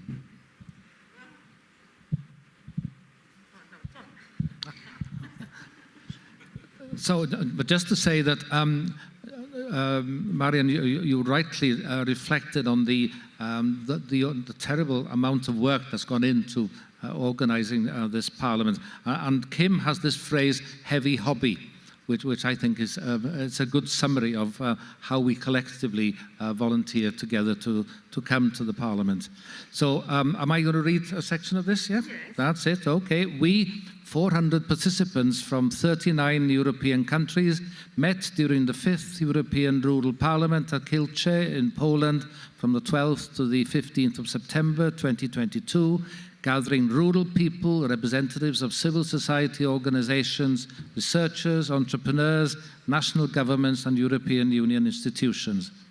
We fully acknowledge the urgency of the current situation and the major challenges that Europe is currently facing: war, inflation, energy crisis, climate and biodiversity, droughts and fires, food and security, lack of solidarity, changes created by pandemic, divided societies, and other political, economic, environmental and social changes leaving impact on our communities. Drawing on the national rural parliaments and other events organised by our European and national partners, the discussions in Kilche resulted in a call upon citizens and policy makers at all levels to mobilise resources and people and ensure policies and programmes are coherent and rural-proofed. We are ready to take responsibility and call upon fellow citizens and policy makers to assist in the creation of sustainable rural communities. Can you switch? Yes, sorry. Resilience to crisis. Rural communities play a key role in our resilience to the many challenges that we face as today, as was shown during the pandemic. Rural diversity, resources, and resilience are of critical value to society. The local actors are responsible for the quality of the engagement in their communities. Many rural areas embody unique local solutions within civil society, local action groups, village councils, smart villages, strategies, and other activities promoting social well-being, enabling cooperation, education, support to community leaders, and building trust are key aspects, in addition to economic support to decrease social tensions between different groups and opinions. Rural sustainability also depends on support for critical local services, infrastructure, and economic development, and for young people, minorities, and migrants. Okay, do you want me to go on? Yes. Okay. In recognition of this critical role, support for rural communities requires greater emphasis, integration, and consolidation. Vision, objectives, and goodwill should be reflected in a genuine rural agenda at European and national levels, devoting appropriate funding for it and including rural development within the broader political framework. Restructuring of public sector linkages will be critical to a more integrated strategic approach. Cooperation between all who are responsible for rural areas in European, national, and regional level is vital. A holistic and integrated approach needs to involve all policy areas and levels to reflect rural reality. And then we are at the point security and solidarity. Equality, human rights, and solidarity are fundamental values in ensuring our future security in face of global challenges. These must be key foundations for policy and action as we go forward, with major implication as to how we organize our societies and democracies. Existing practices of democracy are experiencing challenges and will require scrutiny and strengthening at all levels to ensure inclusiveness, representativeness, and robustness. Participatory democracy and capacity building of civic competences needs to be expanded to include individual representation and new forms of digitalization. Support available to communities within different programs must not be diminished by bureaucracy, narrow frameworks, or distrust at national or European level. Results-based, simplified, and understandable procedures should be in place, validating knowledge, existing practices, and the voluntary work of people. Financing of rural development and rural communities should represent rural reality. Therefore, it requires to be strengthened and broadened to increase local access to and control our funds. This is the case within EU programs and at national level. The EU framework for the 28-34 period should include a truly holistic approach and direct programs for rural development also as a part of cohesion policy. Programs should be deployed on a decentralized basis through local partnerships, so that financial support can best respond to the needs and challenges. Community-led local development should be mandatory in all member states, including European structural and investment funds. We support peaceful conflict resolution. However, all levels of governments, communities, and individuals should be aware of the importance of preparedness and actively build resilience. For example, in the form of knowledge, readiness for food security, energy, and fuel reserves, as well as securing access to trustworthy information. The most significant long-term and overarching challenges we now face stem from the natural environment in which we must all live and over which we are having significant impact. This is manifested in climate change and biodiversity loss. We cannot wait any longer to tackle these challenges. We urge all levels, individuals, organizations, and governments to take rapid and significant action. Energy is fundamental to modern society, and the move to zero carbon must be speeded up. Rural areas provide the location and sources of many kinds of renewable energy systems from which we can benefit, and local people should have control over and be able to benefit from it. And finally, we cannot continue as economic paradigm of unlimited growth, which brought us to the fragile situation we are in today. We all need to accelerate and process to reach an economic system that lies beyond growth towards a sustainable development model. And I think we can go and sign it.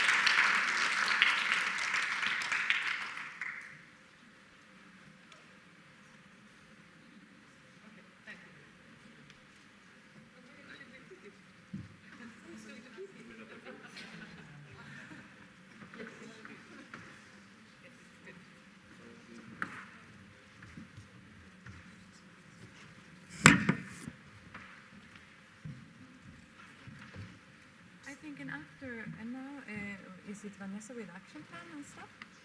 Yeah? Yep.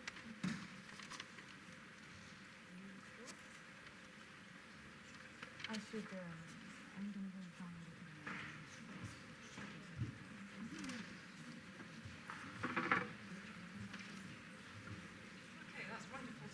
find done, and hopefully everybody was happy with the results of all our labours over the last few days.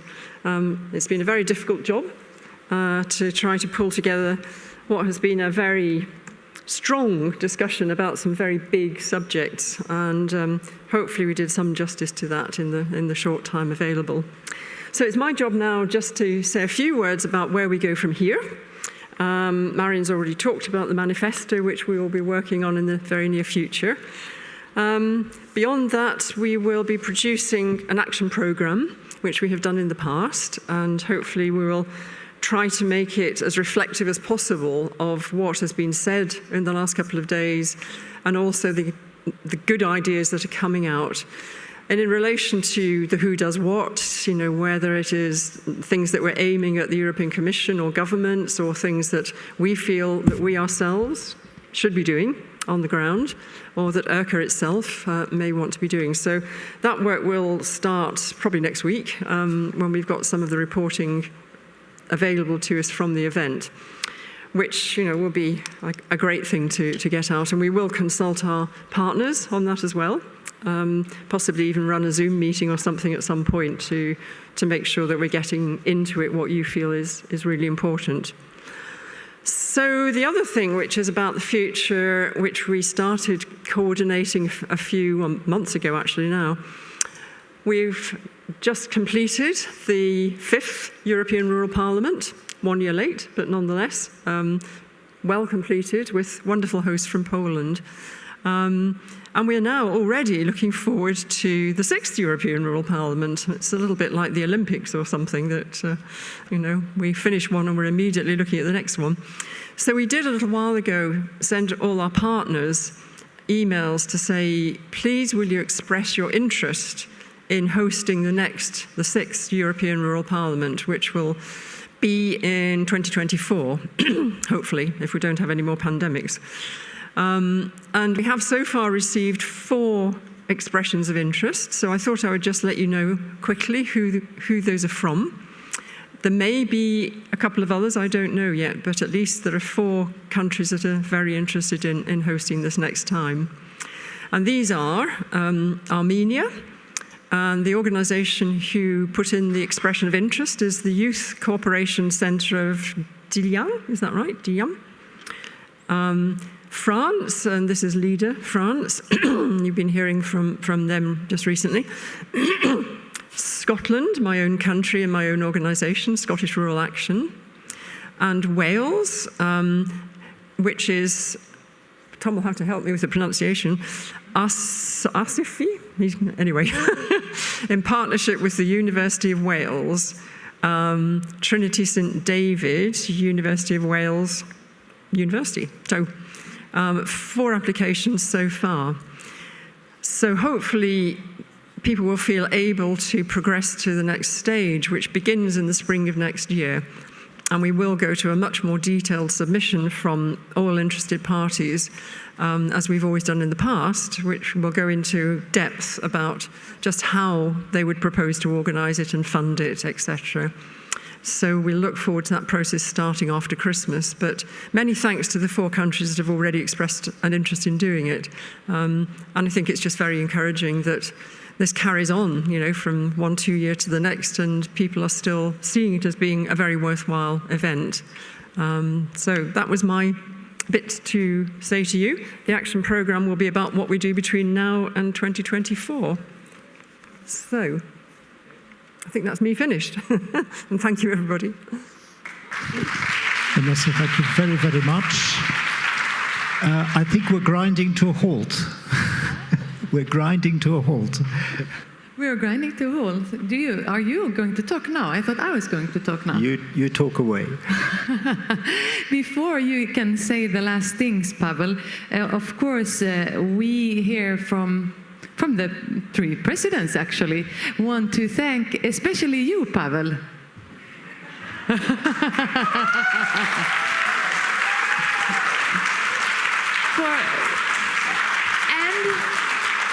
Of course, I know you have a team.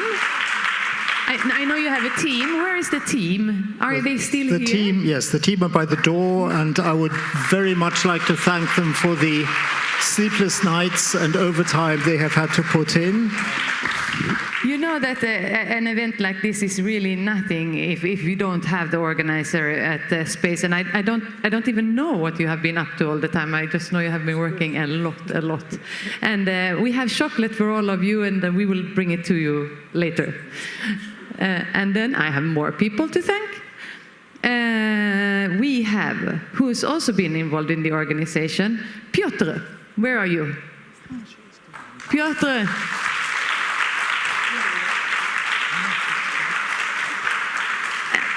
Piotr is the local action group manager that has been dealing with all the study visits. Yeah.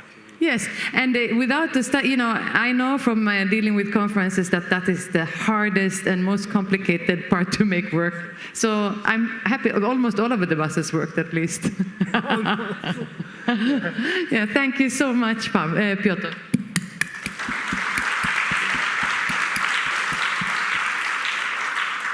And I want want to ask Elard team, very important people to come on stage as well. I would like to, is Katrina there? Katrina, please come. She has been working so much with getting the young people feeling safe and at home here with us, and so that we could really enhance the networking for them, and also comes with ideas how we can make it even better next time. Yeah. Thank you, Katrina.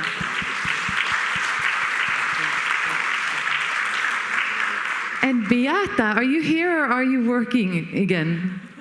She's working probably. Or is she here? No. I would just say that I have a Beata, and she is doing so much administrative work about everything and all the time, and helping also the Polish team, because she is also Polish. And you also wanted to thank somebody. Yes, actually, I was willing to thank all steering group of European Rural Parliament, and naming all the names of the steering group, starting with Vanessa. Please raise your hands, and we are thank you. Anita Selitska, stand, raise your hand, thank you. Reena Laukanen, thank you. Kim Smetsund, thank you. Goran Schuster.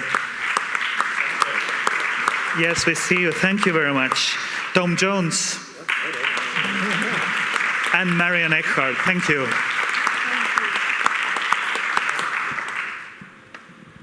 And I missed the opening ceremony for various reasons, sadly. But I would have said that when you come to a conference like this, the important thing is to place your head in the clouds, your feet on the ground, and your heart in the right place. And to that extent, I think you've all done that. We've been visionary, we've been looking ambitiously, but we've been practical, and we've seen local projects that work as well. And I think our heart, in terms of our commitment to rural areas, is in the right place. So my thanks are to all of you who've been with us. Many of you have left by now, but everybody who's been here has participated and contributed fully to this conference. Thank you.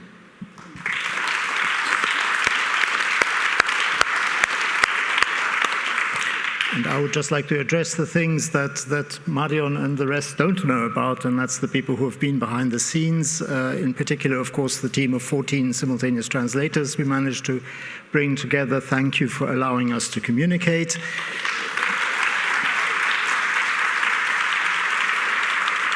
We have been particularly fortunate here at Targi Kielce because whatever whims, changes of plans we've had, they've just smiled and said, sure. In particular, Pani Ula Wasiewicz, Pan Wiesław Lipa. Ula, you've probably seen around. She walks around in primary colors so that she's easy to find, and she has these magic spectacles with which she's immediately knows what's wrong, immediately knows what you want, and without them and the whole team that's behind them, it wouldn't have been possible to do this. I would like to thank the young people at the reception desk who have been gracious and understanding and available. Our film crew for interviewing you all and for your willingness to be interviewed by them. I'm sure there'll be some very interesting material there. The crew dealing with the online streaming and who will create the movie that we will have from this event, so that if you have a sleepless night at any time and you want to go through another speech, you can do so. You'll be lucky there. So on behalf of the Agricultural Advisory Center in Brwinów and the Polish Rural Network, thank you very much. And housekeeping notes will follow in just a second. Thank you.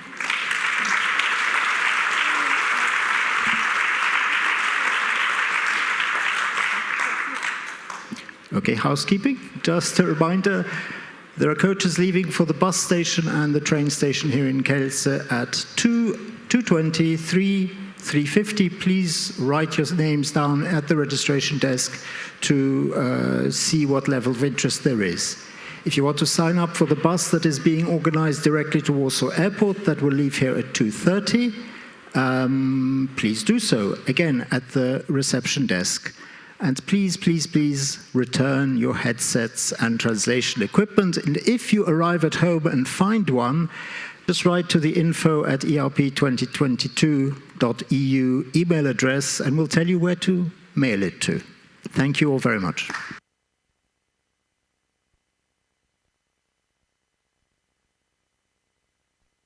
Oh yeah, there's lunch.